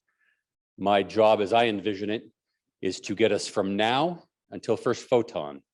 And then I tell people I'm going to disappear. It's probably not true. And so really, I love to tell you that I think we're less than a year away from first photon. Jelko gave you dates that are way later than I think, by like at least 4 days. But I think something before next year, this time, I think we will have photons coming through our system. And Michael, they're going to be out of focus. I'll fix it. I don't want to talk about it until I fix it. So we just had a session about information sharing. I don't want people telling you it's not fixed yet. So that's exciting. This is our block diagram of all the stuff ahead of us. I can't read it. On the top, there's the dome. I don't want to talk about it. Next down, oh, because it's going really well. No, really, they're staying out of the way. They're getting stuff done. They have not slowed me down at all. Love it. There's some bumps coming in the road on that. The calibration system, fantastic team working on it. I'm not going to talk about it. It's going to show up on the mountain. It's going to be awesome. TMA verification, I'll talk about that. M1, M3, M2, commissioning ComCam, refrigeration pathfinder, LSST cam. I'll talk about all of those. And then Oxtel, what a workhorse. I've considered it part of operations for a long time, but it's not officially. We're still working on it. And it's been useful for so very many different things. This is the block diagram I made yesterday, which I hope that you can at least kind of read. The top row in red is M1, M3 work. That's mirror 1, mirror 3. Green is mirror 2. We have a 3-mirror system, so that's all 3 mirrors. Followed by ComCam. I see you taking that picture. ComCam is on the telescope now. ComCam, I think most of you know, over the last year, we discovered we'll never see the sky. And that's because right down here, you see the LSST cam is on the telescope before the last mirror. And that's a good thing. So LSST cam is the last thing I'm going to talk about. A couple of things the main things that changed last year, we had a couple of schedule workshops. One of them is, I think you all know that we have a new pumped coolant system for the camera. That involves some camera cable wrap work that we need to squeeze in. And not everything goes perfect on the mountain. And so while I think things have gone pretty excellent for the last many months, our dynamic testing did not finish exactly on the day we planned. Turns out some of the things that we do are hard, and we'll get there soon. And so we've split the dynamic testing between now and into September and October. And we'll be getting back to that soon. And so I'm going to kind of walk you through just the timetable of the things that are happening on the mountain. For those of you taking pictures of my slides, these boxes are accurate within a month. No more accurate. No, they're pretty good, but don't hold me to this. Last year at this time, this is what the system looked like. There's a great big yellow cross at the bottom. That is the Mirror 1, Mirror 3 surrogate mass. Up there at the top, you can see the Mirror 2 in white, Mirror 2 surrogate mass. And then in yellow in the center, that was the LSST camera surrogate mass. And the telescope wasn't done yet. And they were just getting to starting the software testing. And what we always want when a vendor delivers to us is for everything to just work perfectly on day one. That didn't happen, but we plowed through, and it's working. Working even well on occasion. This is a couple of pictures of the commissioning camera. I think some of you know this from previous PCWs. That's the commissioning camera being mounted onto the rotator. That is the mechanical interface to the telescope system. In the back of that is all of the utilities for the camera. The commissioning camera has all the same utility connections. We verified not just those mechanical interfaces, but the procedure to install a camera onto a rotator, which it turns out we're going to do again with the real camera soon. And then on the top right, in the right-hand side, that is the commissioning camera being installed on the telescope. Again, that's a critical lift. That's a lift that has to go perfectly. That is a lift of inserting in between the glass of M2 a camera that's very long with clearances that are not gigantic. And I think I kept in here a video. So this video is time-lapse sped up. This is 10 hours on the mountain. And what I really want you to pay attention to is how straight this camera goes in. Our mechanical team, Freddie Munoz, running things on the upper right there. A couple of places when it got really tight, you'll see that we stopped and backed out a little and made it perfect, and then went ahead and installed it. This is 10 hours sped up to 60 seconds. But you know, this is one of those days that you both dread and love. It's hard. A lift like this, an integration like this is not easy. It takes really, really fantastic people. As it turns out, we have those people.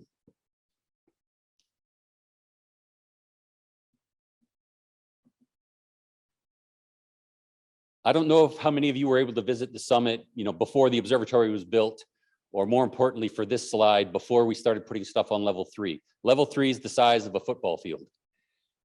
And it's just a gigantic empty space.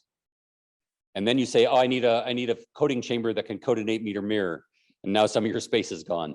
And I need an actual 8-meter mirror, and now more of your space is gone. In this picture, that's the surrogate. And you remember the picture before, we saw a great big yellow cross that was the surrogate for the M1, M3, just a mass surrogate. Well, it turns out that to put this M1, M3 cell plus surrogate onto the telescope, you have to take this M1, M3 surrogate off. And they can't just slip past one another. So you have to do things like, okay, we'll bring it out onto level 3, then we'll back in a truck, and then we'll take it out of the level 3, and then we'll roll the other one by, and then we'll back the truck back in again. And then it happens, and it's just perfect. But it takes a lot of people thinking about how to solve problems like that. And it really, I can't be more proud of the team on the mountain getting stuff like this done. This is that big yellow surrogate. This is the P-flow lift. For those of you who don't know, there's a lift, not an elevator. You're not allowed to be on it when it's moving. P-flow lift will take things from the 3rd level of the observatory. It can stop on the 5th level. It stops on the 8th level. But the roof of the observatory is on the 7th level. And so to get to the 8th level, you have to lift the roof off the entire observatory, and you have fantastic views. And this is the surrogate coming off of the telescope. And of course, now, if you don't lower this again, you can't rotate the dome because it'll hit the roof that just got lifted up. So this is the M1M3 surrogate coming off the telescope. This is the telescope with no M1M3 at all. That I hope you can tell that that's a little top heavy. And this is with the actual hardware in place. And this is about April of last year. We started the M1M3 cell testing. And it was going fantastically well. We did something called quasi-static tests. As you take the telescope down in elevation, can you correct for the gravitational forces? Yes, we can. Somebody decided along the way of this project to make a telescope that moves really, really fast. It's what we do. Turns out there's some forces involved in that you have to counteract on the mirror, on the glass to keep it safe. And you can't practice that until you put it on the telescope. And that's the dynamic testing that we split into two and are going to finish next month.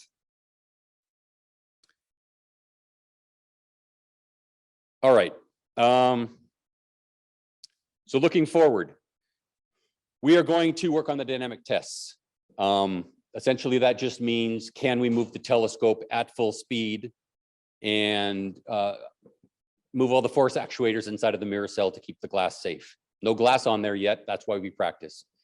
And really fantastic team working on that. And I apologize. This is a slide from the JSR where I identified a risk that you don't need to know about.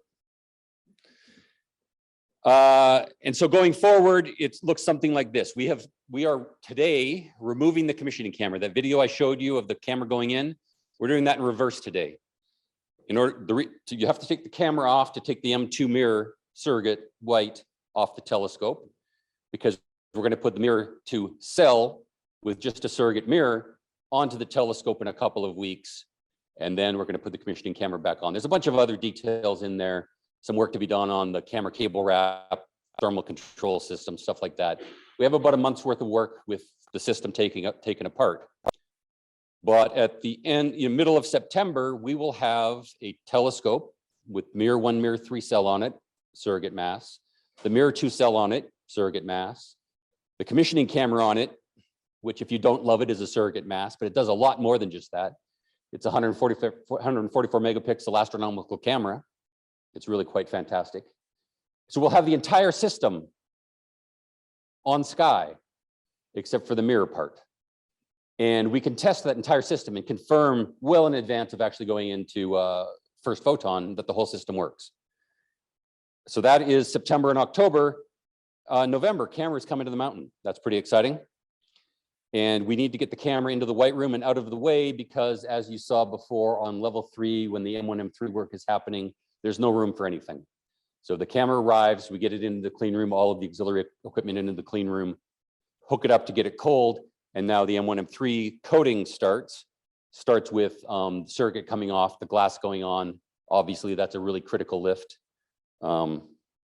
Sometime in the December timeframe. And then LSST cam is being recommissioned. And then all of a sudden, May, M2 glass, April, M2 glass, May, LSST camera, June, M1M3 glass, first photon. That'll be pretty exciting. All right, let's kind of talk through that. You've seen these pictures. This was just reminding you that we've practiced a lot of the procedures for LSST cam arriving on the summit. Here's the schedule I showed you already. This is now M2 with surrogate and the baffle are being installed on the telescope. We're just taking the comm cam off now. That's only going to take us a month, but then we'll have that on the system until next year, February or so. And we can continue to test the M2 system in situ for that whole time. Comm cam is off now and going back on in a month. And LSST cam's a few months out. And here is the M1M3 cell coming up on to the top of the level 8 of the observatory. All right, so M1M3 cell in situ, that's starting in the middle of September. We have about 6 weeks. And here's the fun story. We hope to do all of those things in bullets in those 6 weeks, like make sure the system is safe for glass. Turns out that's an important requirement for moving forward. That's really a lot of the dynamic tests. We would like to also functionally test the M2 in situ. We'll get to that if we don't get to that in September, because it's on for a little while longer. We still have some verification and validation of the actual TMA performance. How well does it track on sky? Does it meet its requirements for slew time? All those things look like they're close, but we haven't actually had enough time to test them and create full verification reports, et cetera. So we'd like to do some of that. And then really this whole full system mechanical operation together. Could we pretend that we are on sky, drive the telescope on sky, between each fake exposure, adjust the shapes of the mirrors and all of the hexapods, and convince ourselves that we could do that should we actually have information from the sky on how to do that. And then of course, adding in simulated AOS images, for example, might be a nice thing to do, but it's only 6 weeks, maybe 7 weeks. So there's the mandatory and the nice, and here is my favorite question for this entire session. What would you do if you were in charge of this? I have a pretty good idea what we should do, but what would you do? Or really more importantly, what will you do? And how can you help? And the reason I'm asking that question is we have the team in place to get this thing done. And we have a team in place that can look at the data coming out of the system and say, that's going well. But where we're going to struggle is if we get to a place that, oh, this system's not quite performing as nice as we would like. What if somebody could really dig into the data? And imagine that you joined our phone con that's on Thursdays, Tuesdays. There's a day of the week where these things happen. And said, hey, I know how to make a plot. I could probably query a database. We'd love to have you. Then next is the M2 surrogates going on, so that the white surrogate here has to come off.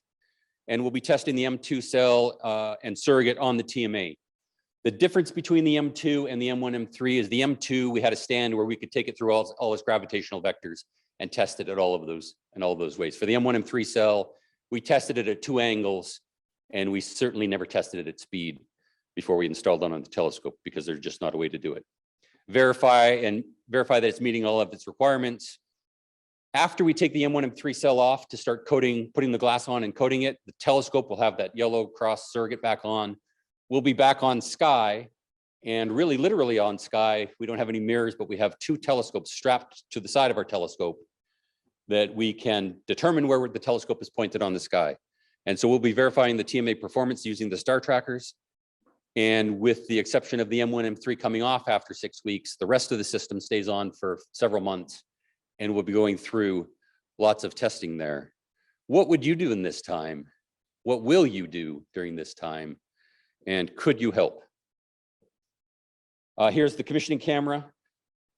It's a still photo. You don't know if it's going on or off. It's going on. It's coming off today. Here's what it looks like on the telescope. We have deployable platforms, so you can walk out to the camera and fix stuff. So far, we haven't had to use that very much. Pretty much the commissioning camera has been a workhorse. And there's the M2 surrogate in the background. ComCam has been in situ for almost a year. ComCam will be in situ on the telescope for another 6-7 months. And we can't see the sky, but we can characterize CCD performance. We can do biases, flats, darks, and really determine a lot of things. We control this camera with the observatory control system. How can we continue developing control systems, make them better? They're already perfect, Thiago, you're good.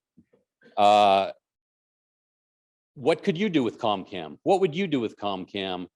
How could you help us learn more about the sensors that use it in the Rubin Observatory, instrument signature removal, things like that?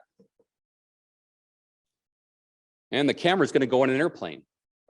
I think probably my favorite thing about my entire job for the last decade is that I could tell people, you are getting on the airplane with the camera. Turns out no one said no to me. I'm going to be in a hotel in Santiago waiting for it. You know, I'd like to see it land. I don't need to be on the airplane. The people on the airplane are really going to be fantastic. They've taken care of the camera so far. And we take very seriously the idea of moving a $168 million camera to a different continent. This is our mass simulator on the camera shipping stand. We've shipped that to Chile. I think you heard it in Aaron's talk. They decided to land in Brazil. And you might think, what's going on? Well, we're getting an extra takeoff and landing out of this deal. It was fantastic. For the real camera, it's a chartered flight. We're coming straight to Santiago. People ask, can you land in La Serena? Yes. Can you ever take off again? No.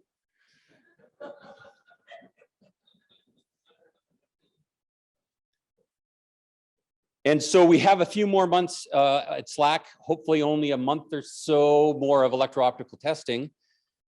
You can imagine making yourself useful there. I know we have a lot of people in this room that have in fact been at Slack helping the team. And while I'm giving blanket invitations to everyone in this room to come and help, we're of course going to have a conversation to make sure, you know, you actually can be helpful, all of those things.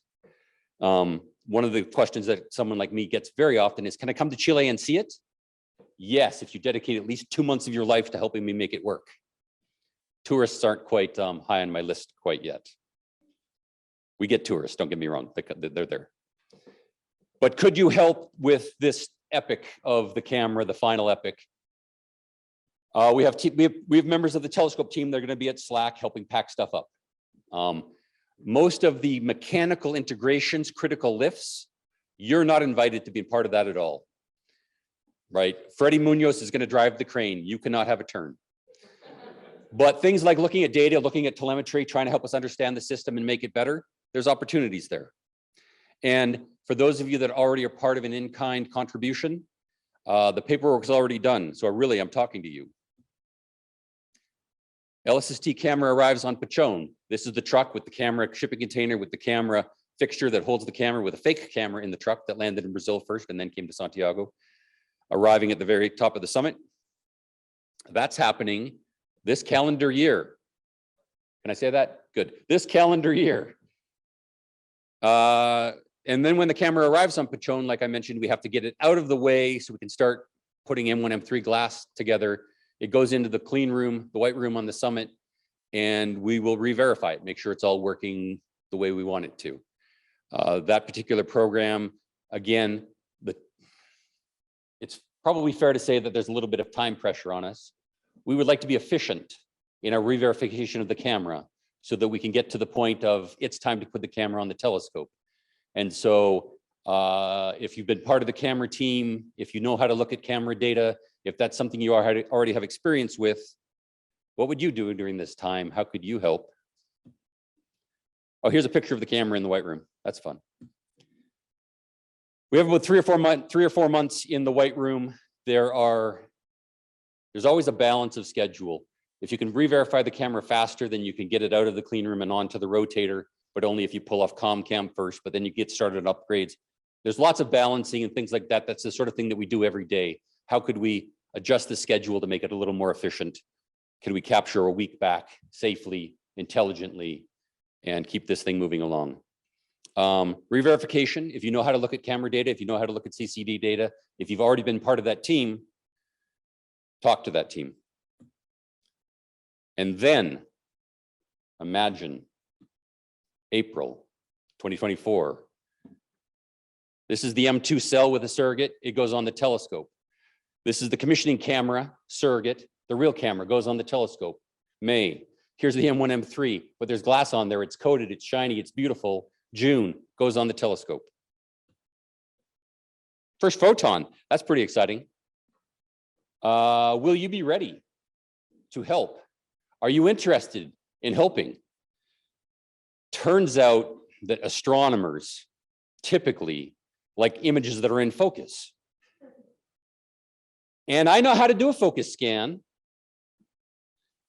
but you could probably do better than just that.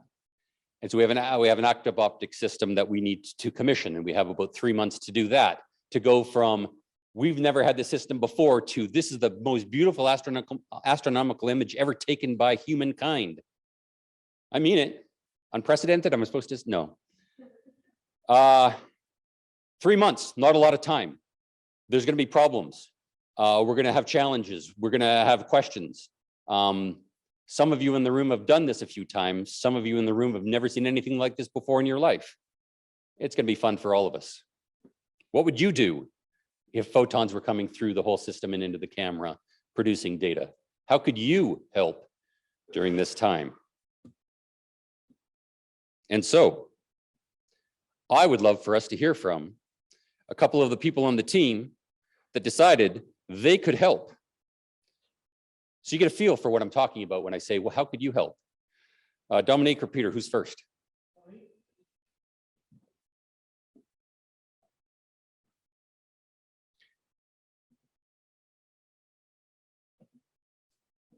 If you know how to make full screen, I do not.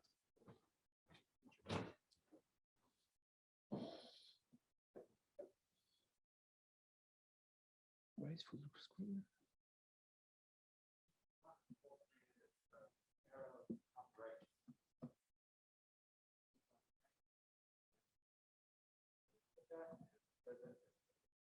Okay. Okay, so yeah, as Kevin said, I joined this effort on M1, M3 analysis two months ago. And in fact, I'm very, very happy of this decision. So I'm going to explain, to try to give you an idea of the workflow of how we are working. So the idea here was an analysis on mirror positioning. So what we start is we start with a Jira ticket. So Jira is a project management system in order to keep track of all the action. So we start from a Jira ticket where the task is described and give you some information. And then you have some specification here. The mirror decenters at less than plus or minus 6 micrometers. Mirror tilt is less than plus or minus 24 10 to the minus 6 degrees. Piston, which is a motion in the z direction, is less than 1 micrometer. Okay, so then you try to find the data, the corresponding data, in order to make the analysis. You get time series data set using the engineering facilities database, which is running a system called InfluxDB. So don't be afraid of that. In fact, it contains a number of topics, which are collection of actuators and sensor data, which all this information is documented. And then you have to access that through an API. So no need to build some complex queries. This is done automatically for you. And you get the results in a pandas data frame. So something very similar to what we do and what I am doing in Desk, for instance, to analyze some data. And then Merlin, who is extremely fully in that, provides a very convenient set of tools in order to simplify data retrieval. So we have everything. So for this study, we use a data set associated to TMA elevation slews. So the telescope, so the mount is moving from a given elevation to another one. We were able to find the right data set looking at the test log. Every night a log file, which is written here, and you have all the details where you can find your data set. And then you make a notebook. And here is the result. So you have the mirror position in X, Y, Z, and the corresponding rotation in X, Y, and Z. And you have the position after when the slew is complete minus the position before the slew is complete as a function of the elevation difference. And you have, if you are looking at the Z position, for instance, you see that you have a nice linear dependency. And unfortunately, the specification, which is indicated by the yellow line, is you are completely out of spec. And by a large factor, because this is a factor of 70, you get 70 micron instead of plus or minus 1 micron. Okay, so you discuss this with colleagues and you go to the real experts who take some time to think a little bit about that and said, that's very strange. And after some time, Doug said, mirror is expected to move in large slew. In fact, it's something which is normal, and it should be compensated by M2 camera automatic realignment tool using the lookup table. We should only be comparing the location of the M1, M3 as defined by the IMS. IMS is some measurement system, position measurement system for the same elevation angles. Okay, so we implement that. And we repeat the analysis for several slews ending at a given elevation angle. So for instance, you have slewing to 90 degrees, you are coming back to 44, 5, then you are moving to 0, back to 45, and you are comparing the mirror position at, say, 45-degree angle. And you see that it is much better. You are not yet at 1 micron, but the sigma is 5 microns. So we are much closer to the specs, but of course we have several things to understand, and especially the origin of outliers, which are not represented here. In fact, from time to time, your mirror position is totally off by millimeters. And at the moment, we don't really completely understand that. And during this analysis with Craig, for instance, we also discovered a couple of issues. We discovered that the sensor is not working correctly, and others are probably incorrectly read out. So we write a JIRA ticket in order to declare that there is a problem, and someone will take care of that and will correct it. Okay, so that's it. And before giving the floor to Peter, I just would like to say is that you can really contribute. That's something which is, this is not extremely complicated. You have to spend some time to understand the system, but this is data analysis. Data is data, so it can be cosmic shear data. It's mirror data. And this is extremely interesting because you really understand how this system is performing and how it works. Before doing that, I had a very naive idea of what is M1, M3. Basically, I thought it was a piece of glass on something.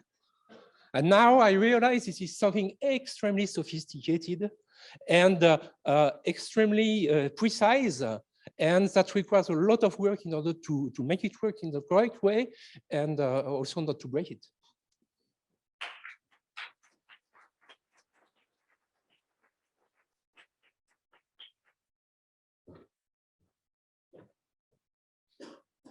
Cool. So I wanted to highlight sort of a different mode of data analysis that we also get to engage in. So what Dominique was talking about was, we have a set of requirements and we sort of know ahead of time what are the things we need to validate with that. And so that was sort of a set of data analysis that we knew was coming up. The other sort of mode that I have been involved with and that I see kind of often is something comes up with what happened last night or what activities we were running, and we need someone to look at the data now.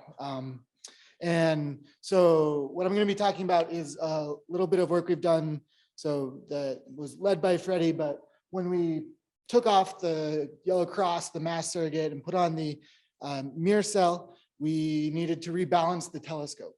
And we were finding that, so this plot that I'm showing here, the x-axis is the elevation of the telescope.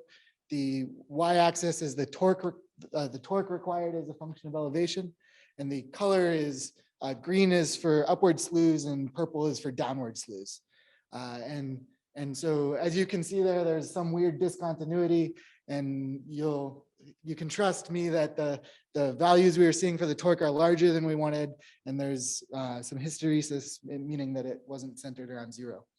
And so we sort of needed someone to kind of go look and prepare all this telemetry data so that we could then send it off to the contractors to make sure, or to start opening communications with why it's behaving this way. And so sort of the workflow that I was engaging for this, so we have a tool called Coronagraph that helps visualize time series data. And so you can sort of initially jump in there and get a rough idea of what things look like using that. And then there's some tools that Merlin developed in a repo called Summit Utils that allow us to kind of query this EFD data to get the telemetry and create notebooks using that. And like I said, unlike the kind of the LVV test that Dominique was talking about, this was kind of reactive. But yeah, so basically what we were wondering is why there's this big discontinuity here. And here's kind of physically what was going on at that time. So on the left is an image of the TMA on the side of it. And you can sort of see there's this magnetic rail that feeds through the motors, which there's a zoom in on the right. And so on the right is when the telescope is pointed to zenith. And you can see that some of this magnetic rail is sticking out of the motors. So kind of this area right here, this is the magnetic rail. And so then what Freddie was able to find is that when we start pointing at 3.5 degrees, which is where we saw that discontinuity. So now on this left-hand picture here, the magnetic rail ends. And when we start pointing below that, there's part of these two these two metal pieces that the magnetic rail is going in between are E&M motors that are driving the elevation axis. So they're putting power in there and it's not acting on anything. And so that was kind of, so we were able to kind of find the cause of what's going on there. And so we were able to kind of mask out that region.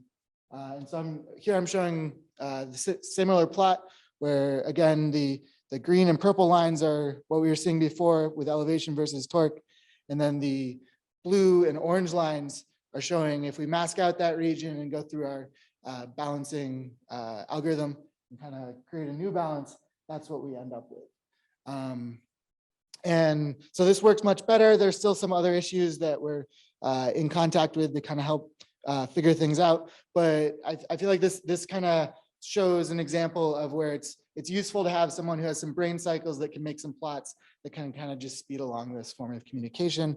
But it's definitely kind of a different mode of helping out than, you have a ticket that is coming up and you have a little longer to work on it. So yeah, so just to kind of summarize what we both said, that there's like a couple of different ways to get involved. There's some analysis tools and they're becoming easier to use, and Marilyn and others are helping us develop even more of them. And there's some tag up meetings, and if you want to kind of follow along with what we're doing with M1, M3, I linked the Slack channel in there. That's all I got.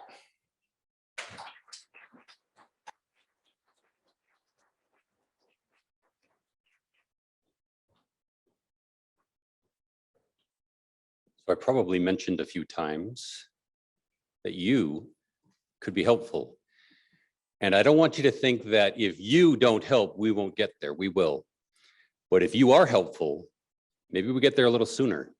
That whole first photon thing, first light thing, I'm excited about that.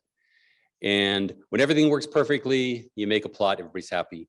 And when it doesn't, I mean, the one that Peter just showed, we pulled our hair out on that one for a while. And then you're like, oh, that's easy, that's simple. But it took an awful lot of people thinking about it. And our best engineers were like, I got no idea. And then it's just it's a feature. It's a feature. We could balance the telescope with this feature. It turns out that if we try to observe with the telescope at 3.2 degrees above elevation, I don't know what the air mass is. I've looked up the curves on the internet and some of them say it's 0 air mass and some say it's infinite air mass. We're not going to observe down there, I promise.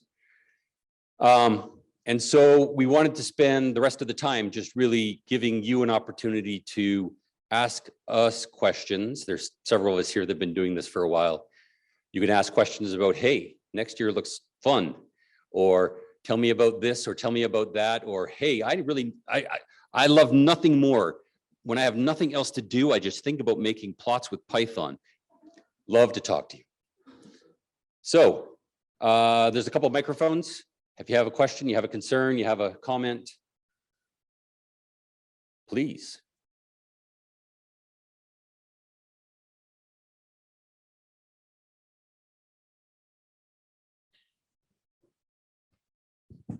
Kevin, I saw that your sequence for installation, I think it was M1, then camera, then anyways. M2 camera, M1, M3. Camera, then M1, M3. So is that for sure? Or what is?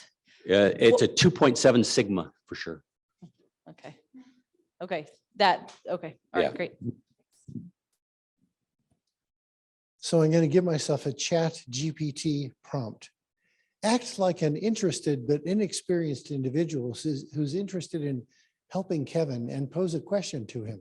Okay, imagine I'm sitting in the audience, I'm interested, but there's this entry barrier where people don't want to impose on you and your colleagues for hand-holding.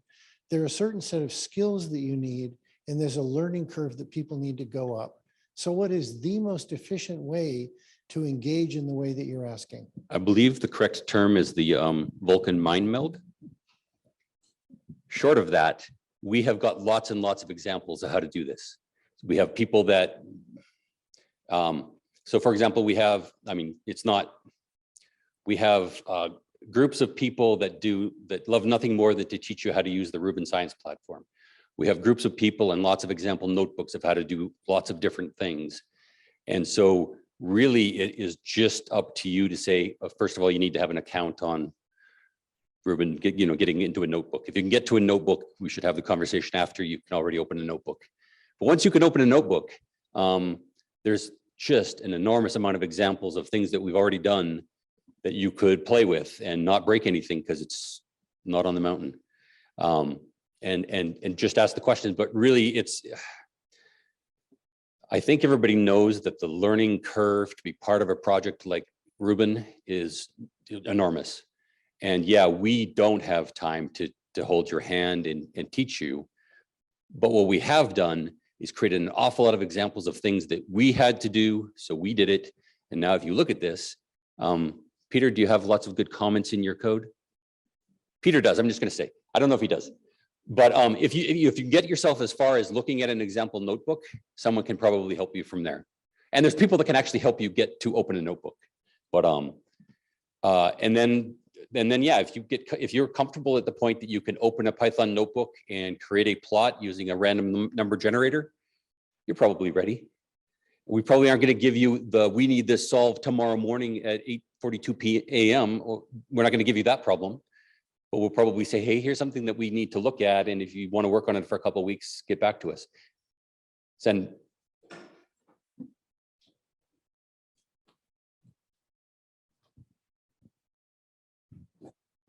So what we try to do too for M1M3 in particular is create groups of people of different levels of expertise and to work on one particular ticket. And that worked, I mean, I can say that worked well, right? I mean, I know Dominic, you didn't have a lot of experience that you say with M1M3. And that also helped both getting through a little bit of that learning curve, but not perfect, but it actually, I hope, helped. I'll just add that a big part of working on these analyses is understanding the context of what's happening. So if you start coming to the working group of the people who are working on M1, M3, listening to those conversations and understanding what's going on, that'll help you get to the point where you can understand enough to at least ask questions, because there's a lot of terminology and just basic understanding of what's going on. So once you've talked to Kevin or whatever, and you've started to boot yourself up, and you're sort of assigned to some project, you need to kind of spend the time of being with those people who are working on it week after week to understand what's happening.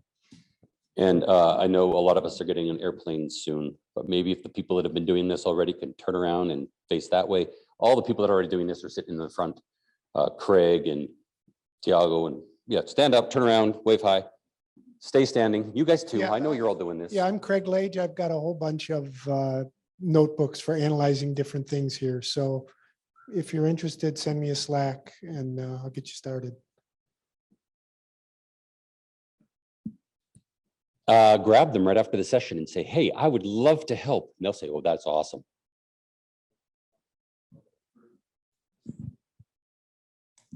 Yeah, just a simple question. Out of curiosity, how many people are needed? Is this a dozen? A dozen. 100? Oh, okay. Yeah.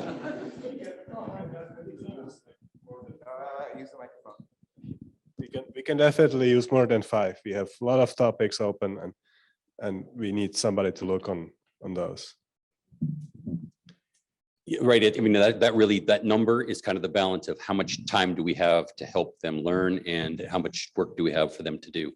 How much work is 25? How much we can help people learn? 12. Yeah, and we also take people in systems engineering. Like if you feel like verifying something, you would like to help us, you can also say here, hello here. We don't draw boundary conditions. No.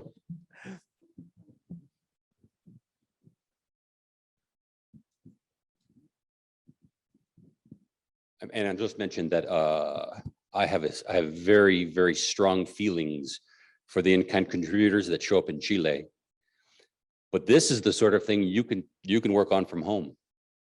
And then I'll also have very strong HR appropriate feelings for your contributions.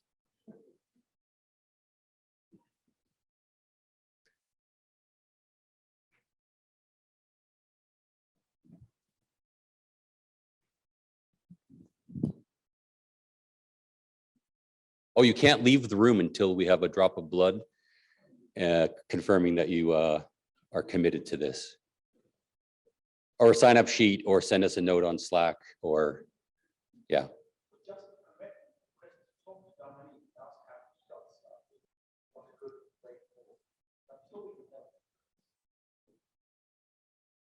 Hipotéticamente. I can hear several of you whispering questions to each other back there. I can see you. I'm standing up here. So I'm really okay to answer your question. My battery's empty, but I'm okay.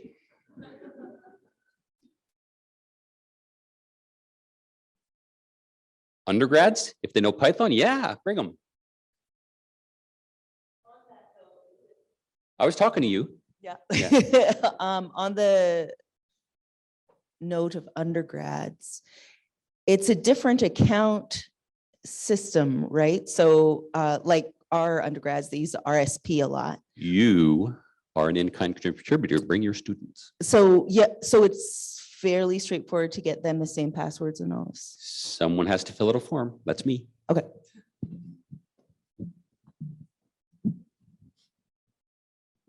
Eli? Eli. I'm curious, how many forms do you fill out every day in general? Not enough. Oh. Anybody else? Keith, what's our global in-kind count? We're like 180 people. Yeah, it's a little bit tricky to do the accounting because it involves, there's the international in-kind contributors that are working on commissioning. They have a commissioning contribution. There's a contributor to the US-Chile Announcement of Opportunity Program. And it's worth noting that some of the international contributors have been associated with the project for many years, right? And have been regular contributors. There's also a number of like institutional groups that have been contributing for many years. But if you add all those up, it's something like 200 people, okay? Of which maybe 100 of those people already had some kind of project connection, but probably about 100 people, you know, have been onboarded in the last year or so. And for those of you, for those people who are already onboarded, it's even more straightforward, right? Because you should already have the accounts, and so we are asking for your help. This is an open call, particularly for the people who've already been onboarded, and there will be more calls like this over the next year. yeah, and I was just going to mention it. Some of you are really looking forward to having images. Helping us with this stuff, we'll get those faster. So bring your skill set. And just so Kathy knows, I'm not going to bring the schedule forward by a month and a half, but a week, 2.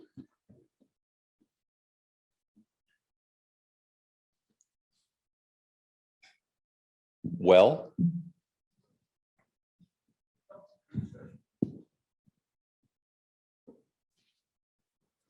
Kevin and Holger are asking for help on the set side of things and the SVV side of things. If you think that sounds like fun, but my skill sets are better suited to figuring out photometric anomalies or whatever, there are opportunities to work there as well. So the same basic tools can be used for things closer to images. They can be used things closer to the hardware. We'll also take you if you would like to come and sort out Auxtel data. So there's a very wide range of opportunities to come and do things on this project, all aiming towards first photon in about a year's time. And the comments that Keith was making apply to those people. I mean, some of those people are on that further on that side. And the fact that Dominique currently ended up working on mirror problems rather than on astrometric problems on Auxtel is kind of a matter of choice. So you can choose where on that continuum you want to go, or indeed transition from one end to the other. yeah, opportunities everywhere. Getting the system in focus, AOS opportunities, getting the telescope working opportunities, M1, M3, M2, LSS TCAM, ComCam, lots of opportunities.